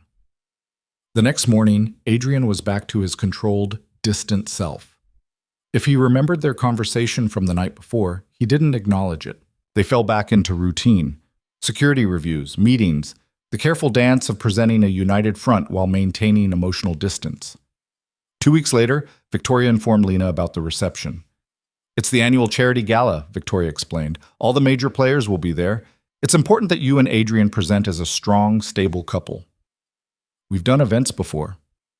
Not like this. This is the first major public appearance since the wedding. Everyone will be watching, analyzing, looking for cracks. You'll need to be perfect. Perfect. Lena was so tired of that word. The night of the gala, Lena stood in front of her mirror in a dress that probably cost more than her grandmother's surgery. Deep red, elegant, the kind of thing that demanded attention. Victoria had outdone herself. Adrian met her at the top of the stairs, and for a moment he just stared. You look, he trailed off. Like I cost you a fortune? Lena supplied. Like you belong here. He offered his arm. Ready? Not even a little bit. Good. Fear keeps you sharp. The gala was held at the city's most prestigious hotel, in a ballroom that looked like something out of a movie. Hundreds of people in formal wear, champagne flowing like water, an orchestra playing in the corner. Wealth and power condensed into a single, overwhelming space. The moment they entered, conversations paused. Eyes tracked their movement. Lena felt like she was on display, a specimen being examined for flaws. Adrian kept her close, his hand on her lower back, steering her through the crowd with practiced ease. They stopped to talk to important people, politicians who pretended not to know what Adrian really did, businessmen who were definitely on his payroll, socialites who measured Lena against some invisible standard and found her wanting. "You're doing well," Adrian murmured during a brief moment alone. "Better than well. I'm faking it. So is everyone else here. You're just better at not showing it." They were approached by a woman Lena had never seen before. Stunning, poised, wearing a dress that made Lena's look pedestrian. She smiled at Adrian with the kind of familiarity that set off alarm bells. "Adrian, it's been too long." Adrian's entire body went rigid. "Isabel, I didn't know you were in town. I came as soon as I heard about your marriage. Had to see for myself if it was true." Isabel's eyes slid to Lena, assessing and finding her lacking. "So this is the infamous bride. How lovely." "Lena, this is Isabelle Laurent. We used to be acquainted." The way he said acquainted told Lena everything she needed to know. This was the ex, the one Adrian had carefully never mentioned in any of their late-night conversations. "Charmed," Isabel said, though her tone suggested she was anything but. "Tell me, how did you two meet? Adrian's always been so private about his personal life." "Through mutual circumstances," Lena said carefully. "Sometimes these things happen when you least expect them." "How romantic! And here I thought Adrian was incapable of surprise." Isabel turned her full attention back to Adrian. "We should talk, privately. There are things we need to discuss. I'm with my wife, and I'm sure she won't mind if we catch up for a few minutes. Will you, dear?" Lena absolutely minded, but she couldn't say that without looking weak. "Of course not." Adrian's hand tightened on her back. "Lena, it's fine. I'll be at the bar." She walked away before he could argue, feeling Isabel's victorious smile burning into her back. At the bar, she ordered something strong and tried to ignore the way her chest hurt. Stupid. This was a business arrangement. Adrian's past relationships were none of her concern. That was brave. Natasha appeared at Lena's elbow. "Or stupid, I haven't decided which." "What are you talking about?" Letting Isabel get her claws into Adrian again. She's wanted him back for years. They dated? Dated, engaged, nearly married, until Adrian found out she was feeding information to his competitors. Cost him a fortune and nearly destroyed several key alliances. He cut her off completely, but she's been circling ever since, waiting for an opening. Lena's stomach dropped. "And I just gave her one." "You didn't have much choice. She would have made a scene if you'd refused. Better to look confident than desperate." Natasha sipped her champagne. "Still, might want to rescue your husband before she convinces him she's changed." Lena found them on a balcony, Isabel standing too close, Adrian looking uncomfortable in a way she'd never seen him. "Sorry to interrupt," Lena said, not sorry at all. "But Adrian, there are people asking for you." "This is a private conversation," Isabel said sharply. "This is my husband." Lena met her eyes. "And I'm done sharing."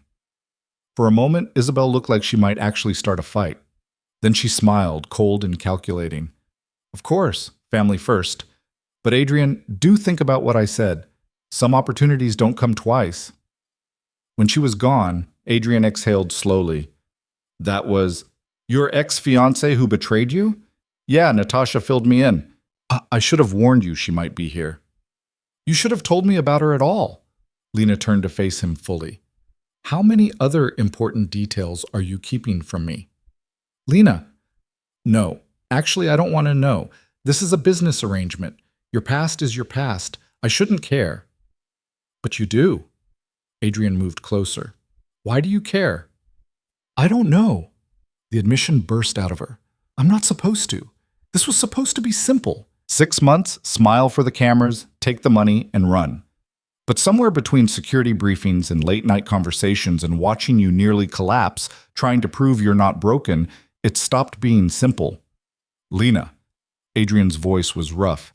We can't. Can't what? Can't be honest?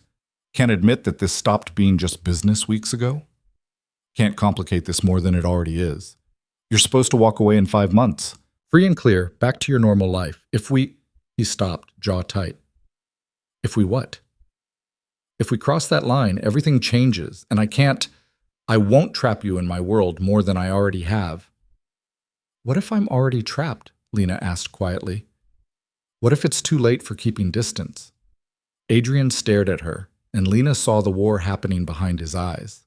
Want versus sense, need versus protection. All the reasons this was a terrible idea, fighting against something that felt increasingly inevitable. Then someone screamed inside the ballroom. They rushed back to find chaos, people running, shouting, security moving in organized patterns that suggested training and threat. Marcus appeared, gun drawn.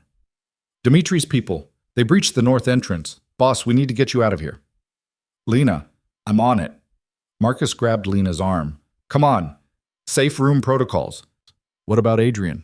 I can handle myself, Adrian said, his voice switching to command mode. Marcus, get her to the car. Now.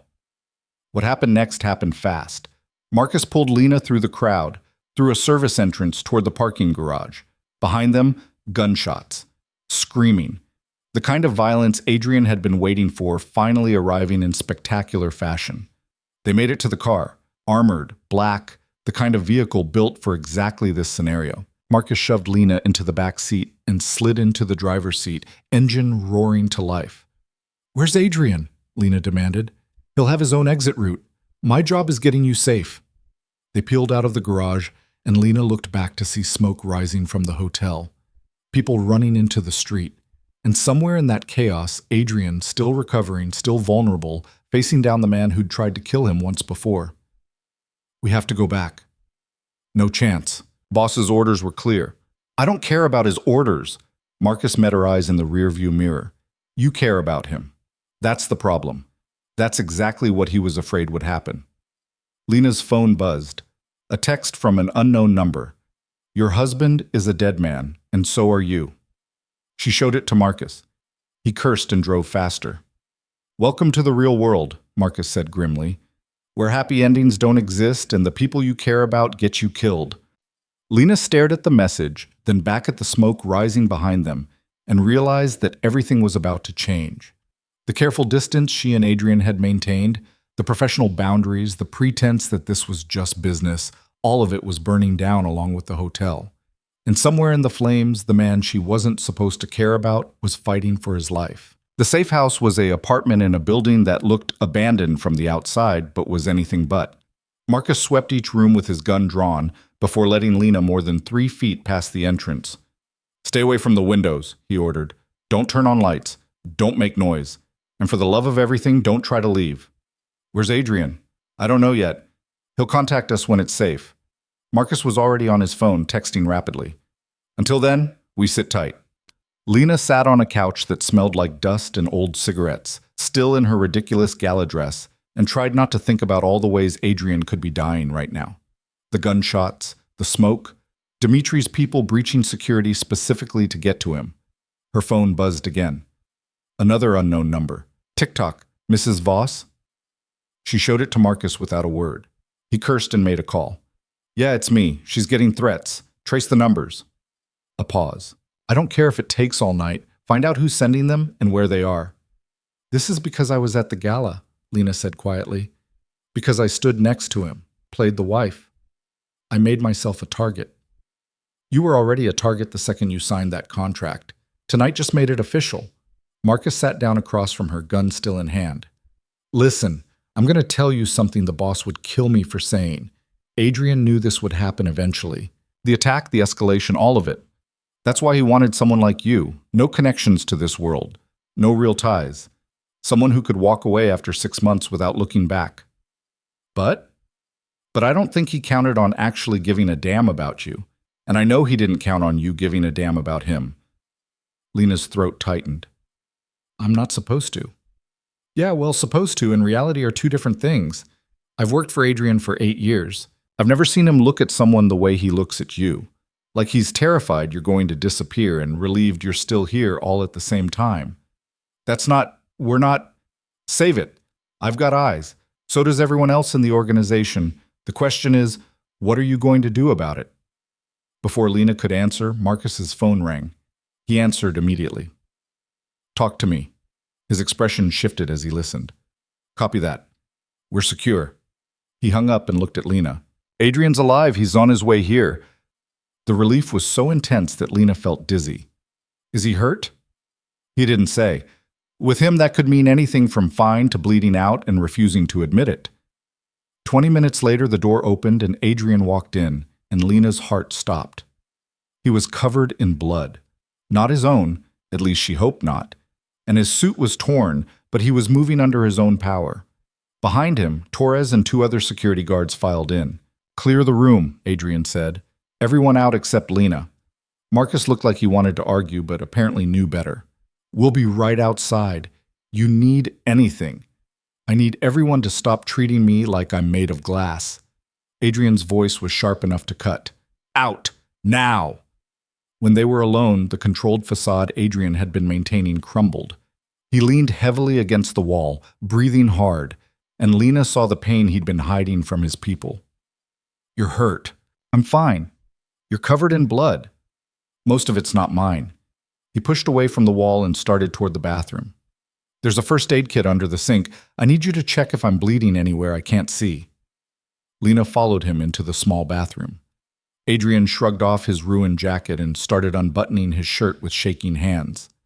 When the shirt came off, Lena saw new bruises blooming across his ribs, a cut on his shoulder that was definitely bleeding. What happened? Dimitri's people came in hard, 6 of them, maybe more. We got separated in the chaos. I ended up in a service corridor with 3 of them. Adrian sat on the edge of the bathtub. I handled it. Handled it meaning what? Meaning they won't be a problem anymore. His voice was flat, and Lena understood. He'd killed them. 3 men, dead because they'd tried to finish what Dimitri started. She found the first aid kit and started cleaning the cut on his shoulder. Her hands were steadier than she expected. This needs stitches. I've had worse. That's not reassuring. Lena worked in silence for a moment. Isabel was at the Gala. Did you see her after the attack? Adrian's jaw tightened. She left before the shooting started. Convenient timing. You think she was involved? I think Isabel does nothing without calculating the angles. Her showing up tonight right before Dimitri makes his move? That's not coincidence. What did she want when you talked to her? To remind me what I gave up when I cut her out of my life. To suggest we could work together again, that she'd changed.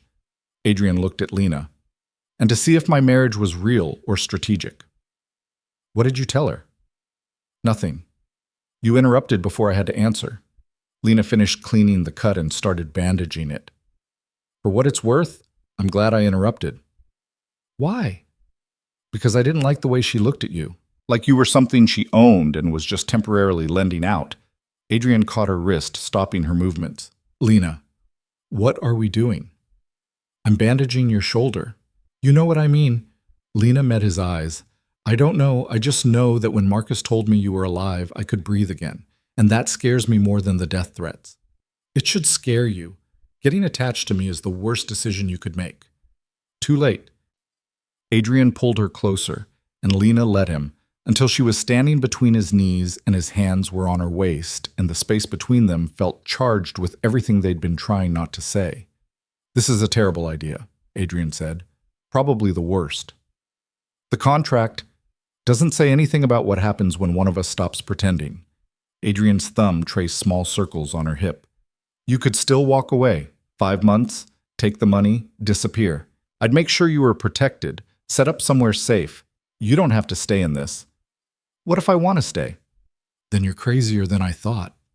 Lena laughed despite everything. You hired a civilian to marry you and stand between you and your enemies. I think we're both pretty crazy. Adrian stood, still holding her, and Lena had to tilt her head back to maintain eye contact. This close, she could see every scar, every line of pain, every sign of the violence he'd survived. And somehow that made him more real, more human than the controlled facade he showed everyone else. If we do this, he said quietly, if we make this real, there's no going back. You'll be tied to me and my world in ways the contract never covered. People will come after you to hurt me. Your life will never be normal again. My life stopped being normal the day I walked into that coffee shop and signed an NDA. And I think we both know it's been real for a while now. We were just too stubborn to admit it. Adrian's hand came up to cup her face, his thumb brushing her cheekbone. I don't know how to do this. How to be with someone without it being a transaction or a strategy. Then we figure it out together. Lena covered his hand with hers. No more pretending. No more distance. Just us. Whatever that looks like. He kissed her then, and it was nothing like the sterile brush of lips at their wedding. This was raw and desperate, weeks of tension finally breaking. Lena kissed him back, her hands fisting in what remained of his shirt, and for a moment the world narrowed to just this. Adrian alive, Adrian here, Adrian choosing her for real instead of just convenience. When they broke apart, both breathing hard, Adrian rested his forehead against hers. This is still a terrible idea. Yeah, but I'm done with good ideas. They haven't gotten me very far. A knock on the bathroom door interrupted them. Marcus's voice. Boss, we've got a situation. Adrian stepped back, the moment breaking. What kind of situation? The kind where someone just sent a reporter everything about your contract marriage. It's going to hit the news tomorrow morning. Lena felt the bottom drop out of her stomach. What? Adrian was already moving, back to command mode despite the fresh bandage on his shoulder. Who leaked it? Working on it, but whoever it was had access to the original contract, wedding photos, financial records, everything. They filed back into the main room where Torres had a laptop open, showing a preview of the article. The headline, Crime Boss's Fake Marriage, Inside Adrian Voss's $1 million Arrangement. Lena read the first few paragraphs and felt sick. They had everything. The amount she'd been paid, the terms of the contract, even details about her grandmother's surgery. Someone had taken their private arrangement and turned it into a weapon. Isabel, Adrian said quietly. She's the only one outside my inner circle who knew about the contract structure. How would she get the actual documents? Marcus asked. Because I was stupid enough to keep copies in my office at the hotel. Same office Dimitri's people would have accessed during the attack. Adrian's voice was cold. She played us. The appearance at the gala, the private conversation, all of it was distraction while her people grabbed what they needed. So what do we do? Lena asked. How do we fight this? We don't. Adrian closed the laptop. We let it run. What? Adrian, this will destroy everything we've built. Your reputation, your standing with the organization, was already compromised the moment I got stabbed and had to marry a stranger to prove I wasn't weak. This just accelerates the timeline. He turned to Marcus.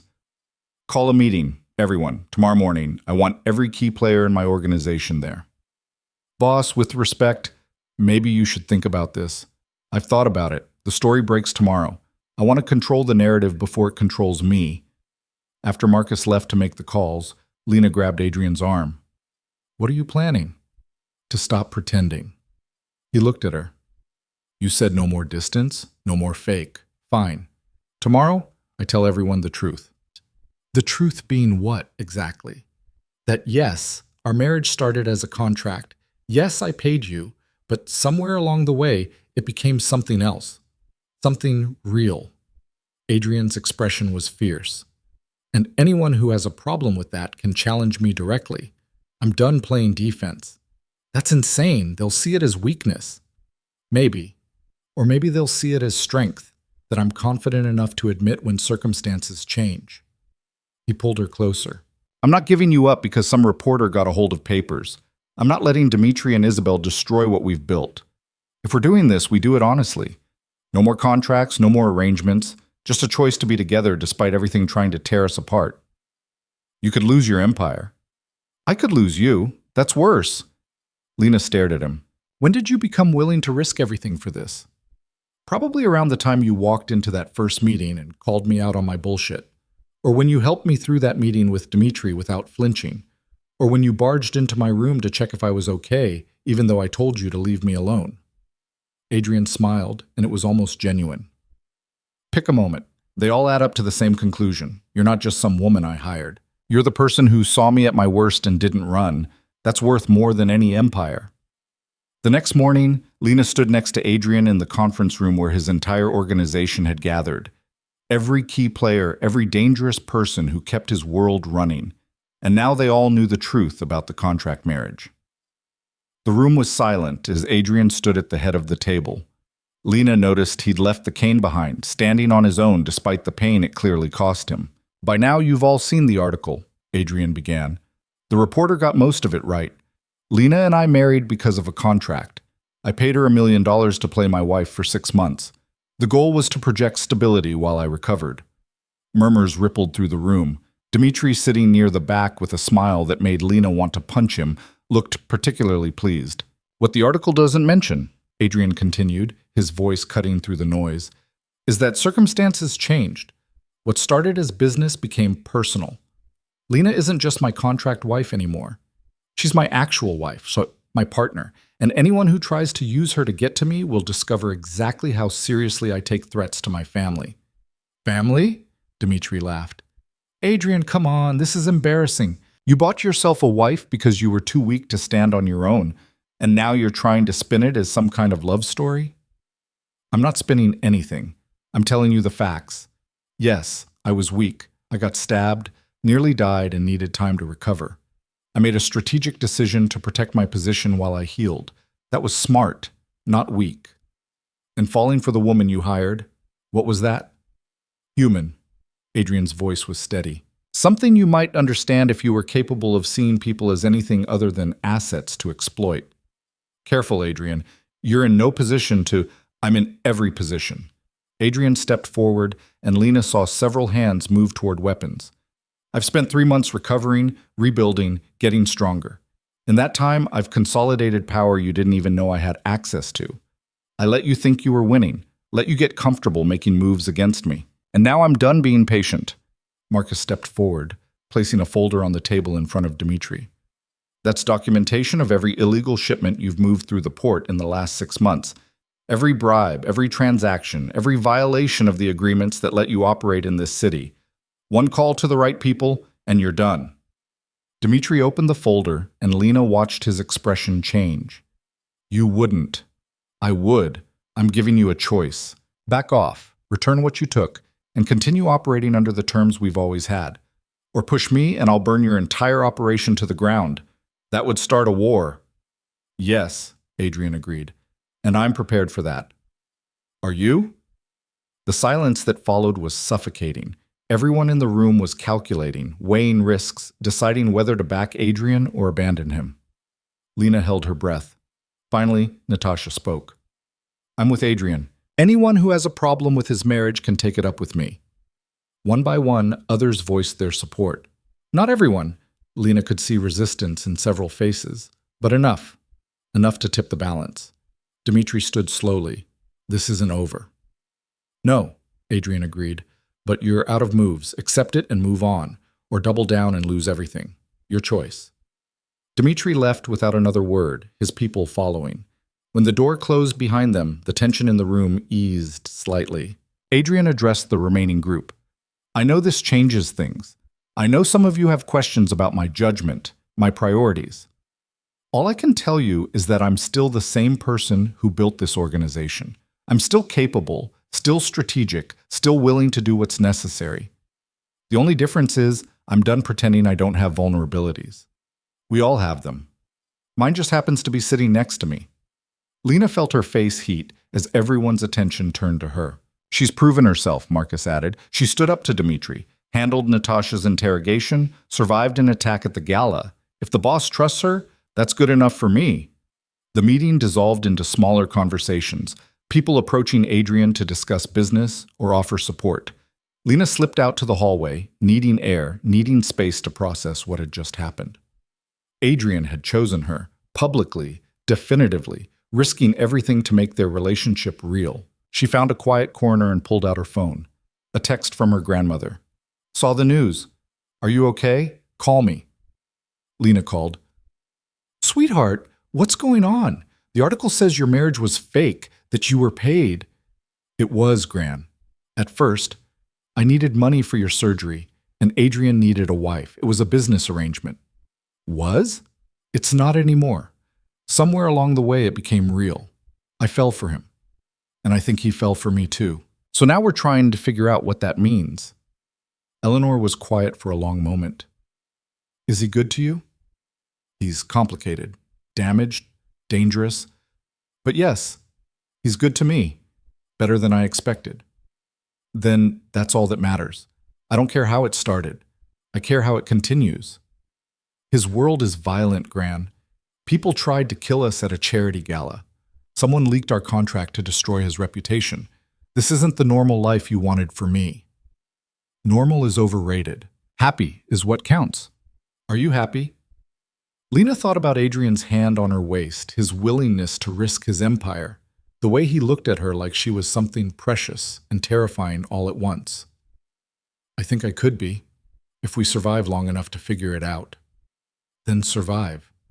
And call me more often. I worry. After hanging up, Lena found Adrian in his study, staring at reports he probably wasn't actually reading. Your people didn't all turn on you, she observed. Not yet. Give them time. Once Dmitri regroups and makes his next move, loyalties will be tested. You think he'll escalate? I know he will. Men like Dmitri don't back down from humiliation. He'll come at me harder, smarter. Probably target you directly since I made it clear you matter. Lena sat down across from him. So what do? We prepare. Tighten security, shore up alliances, make sure we see him coming. Adrian set down the reports. And we decide if this is really what you want. Because once we're past this point, once you're fully part of my world, there's no clean exit. You'll always be connected to me, always be a target. Even if we ended things, even if you left, people would still see you as my weakness. Is that what I am? Your weakness? You're my everything. Adrian said it simply, like stating a fact. Which in this world, yes, makes you my greatest vulnerability. Then we make it a strength. Lena leaned forward. Stop seeing me as something to protect, and start seeing me as a partner. Teach me how to really survive here, not just smile at parties, but actually understand your world. Let me be useful instead of just decorative. That would put you in more danger, not less. I'm already in danger. At least if I know what I'm doing, I can fight back. Adrian studied her for a long moment. You're serious? Completely. You stood up in front of your entire organization and claimed me as family. Now let me actually be part of it. He stood and moved to the window, looking out over the grounds. If I do this, if I bring you in fully, you'll see things you can't unsee.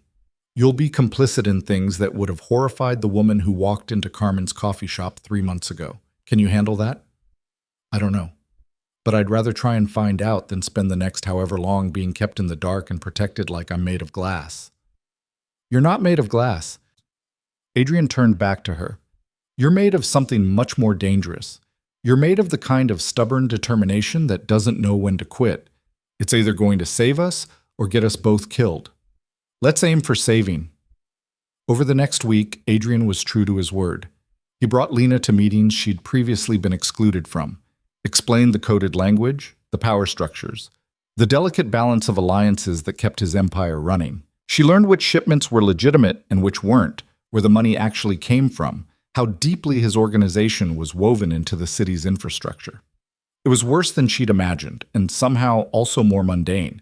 Yes, there was violence and criminal activity, but there was also paperwork, bureaucracy, the same kind of tedious business management you'd find in any corporation, just with higher stakes and occasionally deadly consequences for failure.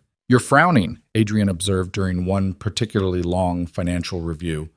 I'm just realizing that being a crime boss is actually kind of boring. Marcus, sitting across the table, laughed. That's what everyone thinks until the exciting parts happen.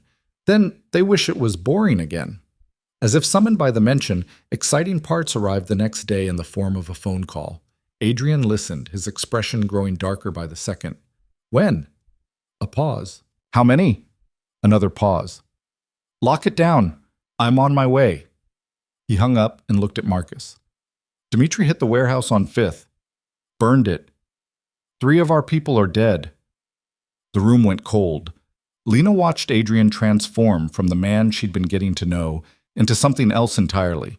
The person who'd survived being stabbed 8 times and built an empire through sheer will. He's declaring war, Marcus said.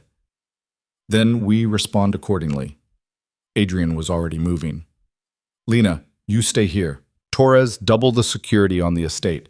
No one in or out without my explicit approval. Adrian, Lena started. Not this time. This is the part where you being useful means staying alive. He stopped long enough to kiss her, hard and quick. I'll be back. He was gone before she could argue, taking Marcus and half the security detail with him. Torres supervised the lockdown with military precision. Additional guards at every entrance, the security system upgraded to maximum alert, protocols Lena had learned during her briefing now being activated in real time. How bad is this going to get? Lena asked Torres as they watched the monitors. Depends on how far Dmitri wants to push it. Could be isolated incidents meant to send a message. Could be full-scale war. Torres glanced at her. You scared? Terrified, but also angry. 3 people died because Dmitri's ego can't handle being told no. Welcome to Adrian's world, where egos kill more people than actual threats. Hours passed with no word from Adrian. Lena paced, watched the monitors, tried not to think about all the ways this could go wrong. Her phone stayed silent. No texts, no calls, nothing. Finally, near midnight, the gates opened and Adrian's car returned. Lena met him at the door, relief and fury warring in her chest. 3 people, she said instead of hello. Dmitri killed 3 people just to make a point. I know. Adrian looked exhausted. We've secured the other warehouses, doubled security on key personnel. It won't happen again. What did you do? After you found out? Adrian's expression went carefully blank. What needed to be done? That's not an answer. It's the only answer you're getting tonight. He moved past her toward his study. I need to make calls, coordinate responses. It's going to be a long night. Lena followed him. You can't shut me out now. You said you'd bring me in, let me be part of this. Being part of this doesn't mean witnessing every ugly thing I have to do to keep us safe. Yes, it does. That's exactly what it means. Lena moved to stand in front of his desk. You don't get to cherry pick which parts of your world I see. Either I'm in or I'm not. Adrian stared at her, and Lena saw the war happening behind his eyes. Finally, I sent a message back, hit one of Dmitri's operations, proportional response. No one died, but he'll know we're not backing down. Just property damage? Just property damage, Adrian confirmed. For now. But if he escalates again, if he comes after anyone else I care about. He didn't finish the sentence. You'd kill him. Without hesitation. And I'd do it myself instead of delegating it. Adrian's voice was cold. That's who I am, Lena. The man who burns down empires when someone threatens his family. Are you sure that's what you want to be part of? Lena thought about the woman she'd been 3 months ago. Broke, desperate, willing to do anything to save her grandmother. That woman would have run screaming from this moment, but she wasn't that woman anymore. Yes, she said, I'm sure. Something in Adrian's expression cracked. He pulled her around the desk and into his arms, holding her like she might disappear. You're going to regret this. Probably, but I'd regret leaving more. They stood there in his study, holding on to each other while Adrian's phone kept buzzing with updates and demands and the endless crisis management of keeping an empire from collapsing. Outside, guards patrolled and security systems monitored every shadow. Somewhere in the city, Dmitri was planning his next move. And somewhere even closer, someone had leaked their contract to the press, turned their private arrangement into public ammunition. But for this moment, in this space, none of that mattered. Lena had made her choice. Adrian had made his. Everything else was just details they'd handle as they came. Or at least, that's what Lena told herself as Adrian's phone rang again with news of another problem, another threat, another crack in the careful world they were trying to build together. The call that changed everything came at 4 a.m. 2 days later. Adrian's phone shattered the silence, and Lena woke to find him already sitting up, listening with an expression that made her blood run cold. You're certain? A pause. Don't move. I'm coming. He was out of bed and dressing before Lena could ask what was wrong. Adrian, what happened? They found the leak. The person who gave the press our contract details. He pulled on a shirt, not bothering with buttons. It wasn't Isabel. Then who? Victoria. Lena felt like she'd been punched. Victoria, who'd recruited her, who'd orchestrated everything, who'd been Adrian's trusted advisor from the beginning. That's not possible. Marcus caught her trying to access my secure files. She's been working with Dimitri for months. The contract leak, the Gala attack timing, all of it. Adrian grabbed his jacket. Stay here, don't leave the estate. I'm coming with you. Lena, no. You said I'm in this now. That means all of it. I need to see this. Adrian looked like he wanted to argue, but something in Lena's expression must have convinced him.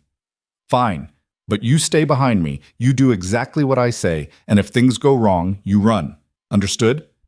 They found Victoria in one of the safe houses across the city, secured in a chair with Marcus standing guard. She looked different without her usual polished composure, hair disheveled, makeup smeared, fear in her eyes that she couldn't quite hide.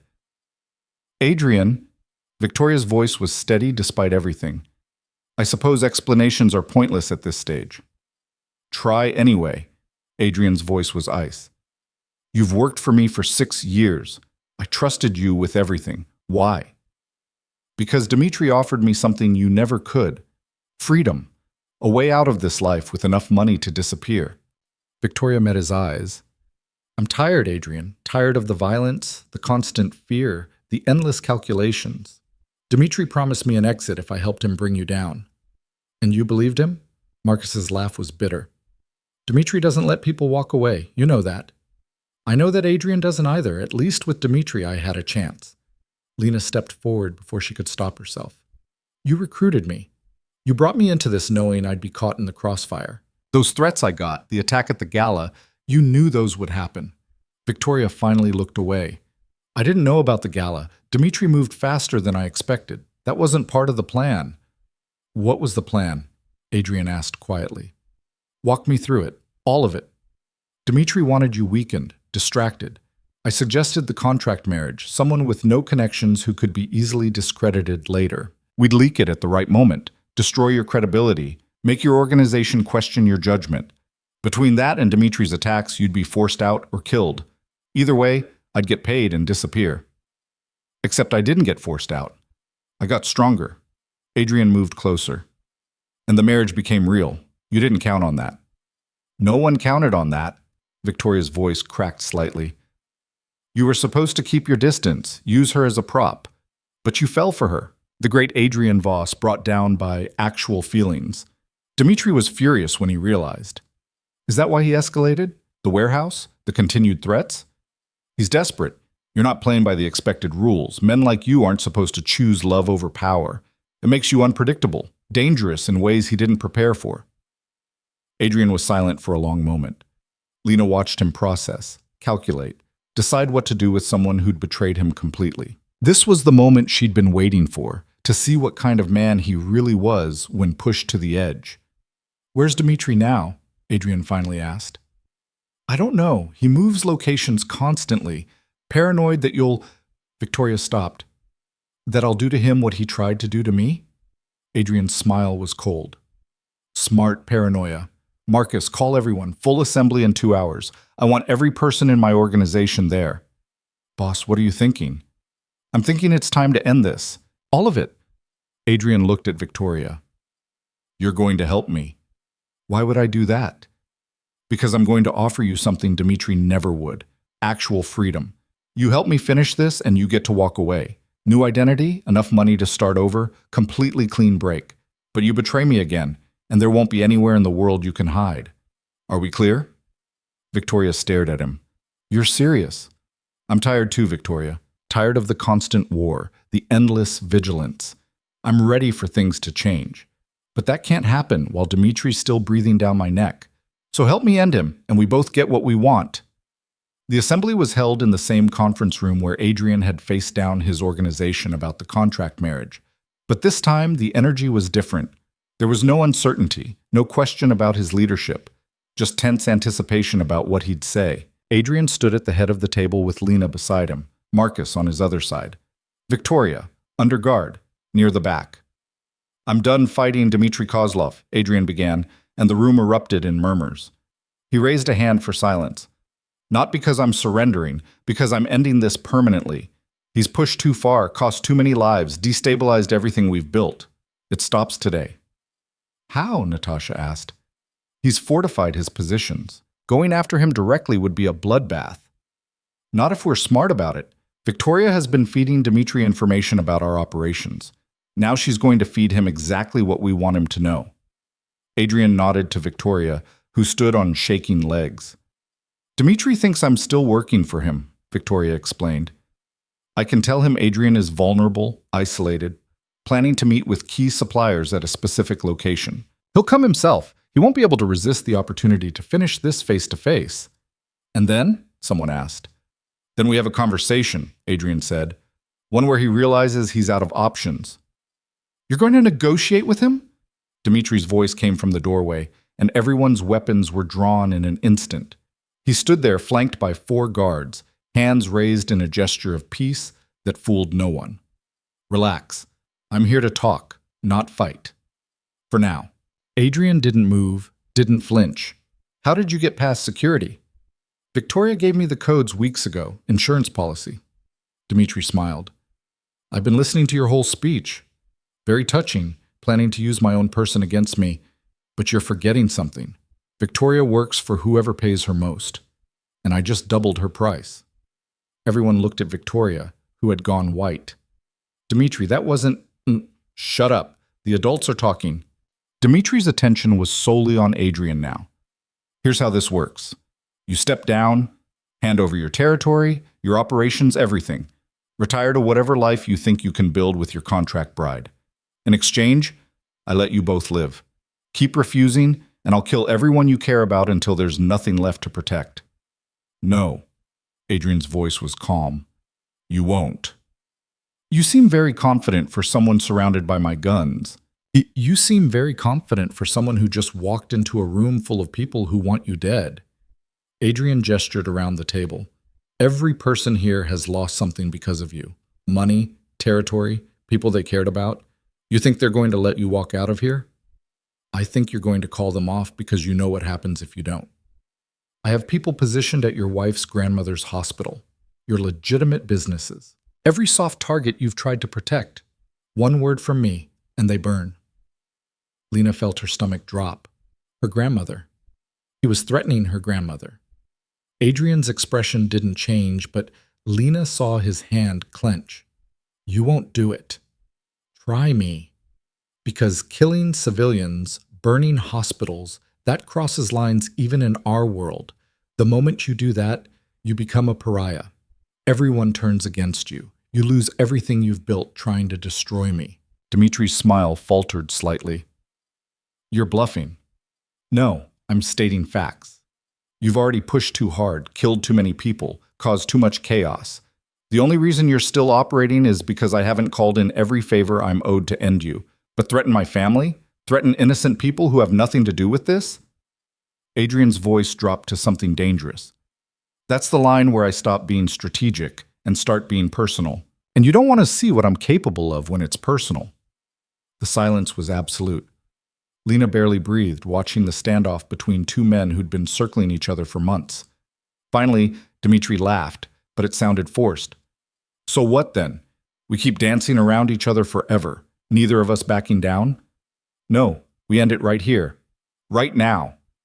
Adrian pulled out his phone, made a call. Send it. Within seconds, everyone's phones in the room buzzed. Dmitri pulled out his own phone and his face went gray. What is this? Evidence. Every illegal transaction you've ever made. Every bribe, every murder, every violation of the codes that let you operate in this city, compiled, verified, and currently being delivered to federal prosecutors, state police, and several very interested journalists. You wouldn't. That would implicate you too. Not if I've already negotiated immunity. Adrian's smile was sharp. I've been talking to the FBI for weeks. They're very interested in building cases against organized crime. I offered them you on a silver platter in exchange for looking the other way on my legitimate operations. They agreed. Lena stared at Adrian. He'd been planning this the whole time. The meeting, the confrontation, all of it was theater leading to this moment. You're lying, Dmitri said, but his voice shook. The agents outside would disagree. They've been waiting for my signal. Adrian made another call. We're ready. The doors burst open and federal agents flooded in, weapons drawn. Dmitri's guards dropped their guns immediately, hands up. Dmitri himself looked like he was calculating whether to fight or run, but there was nowhere to go. Dmitri Kozlov, you're under arrest for racketeering, money laundering, conspiracy to commit murder. The agent kept reading charges as they cuffed him. As they dragged Dmitri out, he locked eyes with Adrian. This isn't over. Yes, it is. Adrian's voice was final. You're done, and I'm moving on. When the agents were gone, taking Dmitri and Victoria both, she'd cut her own deal, apparently, the room erupted. People talking over each other, demanding explanations, trying to understand what had just happened. Marcus held up a hand for quiet. The boss has something to say. Adrian took a breath, and Lena saw exhaustion and relief warring on his face. I'm stepping back. Not stepping down, but stepping back. I've spent 8 years building this empire through violence and fear. I'm tired of it. I want something different. Different how? Natasha asked carefully. Legitimate. No more illegal operations. We transition everything to legal business over the next year. Anyone who wants out gets paid and walks. Anyone who wants to stay helps me rebuild into something that doesn't require looking over our shoulders constantly. That's, someone started. Crazy? Probably. Impossible? Maybe, but I'm doing it anyway. Adrian looked around the room. I almost died. I married a stranger to prove I was still strong. And somewhere in that mess, I figured out that strength isn't about how much power you hold or how many people fear you. It's about choosing the life you actually want instead of the one you think you need. He reached for Lena's hand. I want a life with her. A real one. Not one built on contracts and arrangements. That means getting out of the shadows, making things right, becoming someone she doesn't have to make excuses for. Lena felt tears prick her eyes. This wasn't the ending she'd expected when she signed that contract 4 months ago. But somehow it was exactly what she needed. The meeting dissolved slowly. People came up to Adrian with questions, concerns, pledges of loyalty, or requests to leave. He handled each one with patience Lena didn't know he possessed. Finally, when the room was empty except for them and Marcus, Lena asked the question that had been burning in her mind. When did you start planning this? The FBI deal, all of it. The day after the Gala attack. When I realized Dmitri wasn't going to stop, and I was tired of living like prey. Adrian sat down heavily. I reached out through channels I'd kept separate from my main operations, offered them Dmitri and Victoria in exchange for immunity for transitioning my businesses to legitimate operations. Took weeks to negotiate, but they agreed. You could have told me, and risk you being implicated if it went wrong? Not a chance. He pulled her into his lap and Lena went, curling against him. I needed you safe. That was non-negotiable. What happens now? Now we figure out what normal looks like. I've got legitimate businesses that need managing. You've got a nursing degree to finish. We've got a marriage that started as a lie but became something real. The contract expires in a month, Lena pointed out. Technically, I could walk away. You could. Adrian's arms tightened around her. Are you going to? Lena thought about the woman who'd walked into Carmen's coffee shop, desperate and drowning. That woman had made a deal with the devil to save someone she loved. But the woman sitting here now had found something she hadn't been looking for. A partner who saw her completely and chose her anyway. A life that was messy and complicated, but entirely hers. No, she said finally. I'm not walking away, but I think we should redo this. Do it right this time. What do you mean? I mean, marry me again. Not because of money or contracts or proving anything to anyone, just because we want to. Adrian pulled back to look at her. You want to marry me again? I want to marry you for real. The first time was survival. This time would be choice. That's possibly the craziest thing you've ever suggested, says the man who hired a stranger to be his wife. Adrian laughed, and it sounded free in a way Lena had never heard from him. Okay, yes, let's get married again, but this time I'm writing the vows. The second wedding happened 6 weeks later, after the FBI had finished with Dmitri's prosecution and the media frenzy had died down. It was small, just Marcus, Natasha, a few of Adrian's people who'd proven loyal, and Lena's grandmother who'd recovered enough to attend. They held it in the estate's garden, under trees that were just starting to bloom.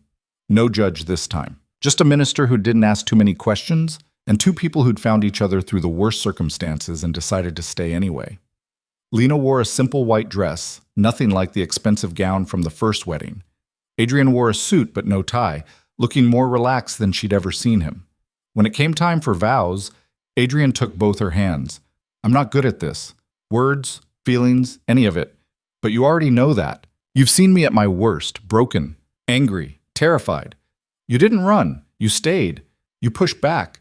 You made me want to be better than the man I was. His voice cracked slightly. I can't promise you easy. I can't promise you safe. But I can promise you honest. I can promise you that every day I'm going to choose you, choose us, choose the life we're building instead of the one I thought I needed. That's the best I can do. Lena blinked back tears. That's more than enough. My turn? Adrian nodded, not trusting his voice. 4 months ago, I made a deal because I was desperate. I agreed to marry you for money, for survival, for 6 months of pretending. But you became real when I wasn't looking. You became the person I wanted to check on, to understand, to protect, even when you didn't think you needed protecting. She squeezed his hands. I'm not promising to always agree with you.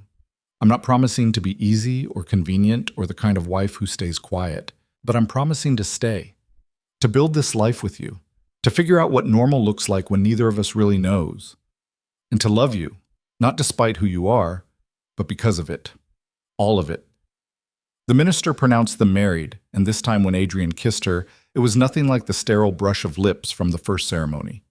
It was real and messy and perfect.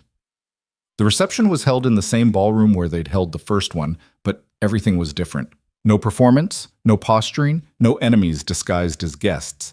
Just people who actually cared about them celebrating something genuine.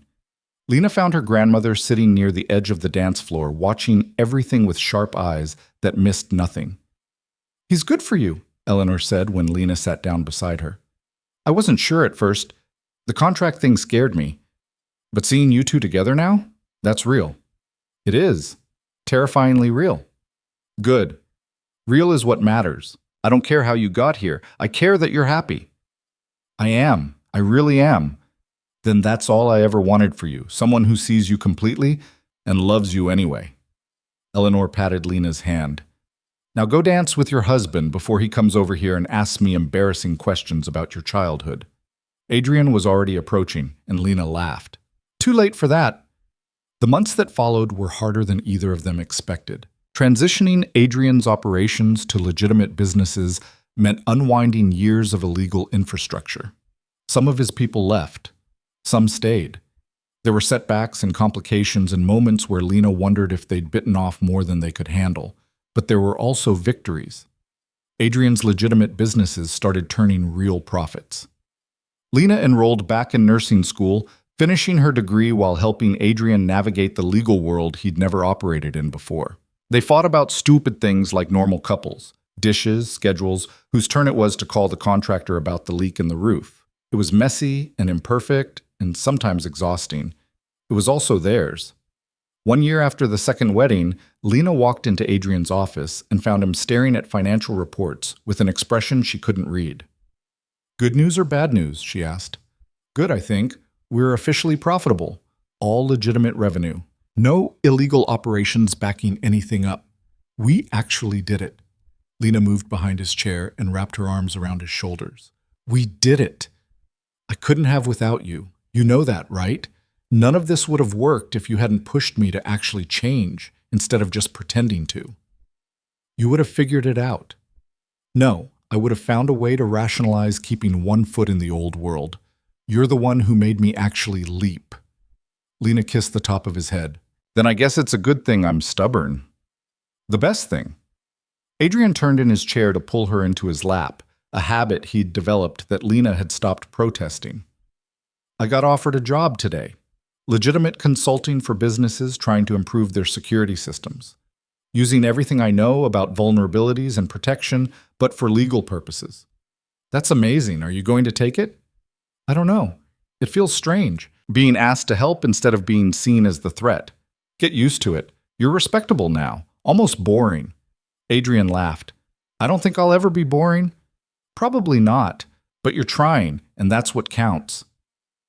They sat there in his office, in the estate that had gone from fortress to actual home, and Lena thought about how far they'd come. From a desperate deal in a coffee shop to this, a real marriage, a real life, a real chance at happiness. It wasn't perfect. Adrian still had nightmares about the stabbing. Lena still sometimes wondered if she'd made the right choice. They fought about serious things, how involved Adrian should stay in his old world, what their future looked like, whether Lena should be doing more than just nursing school. But they also laughed. They built something together. They chose each other every single day.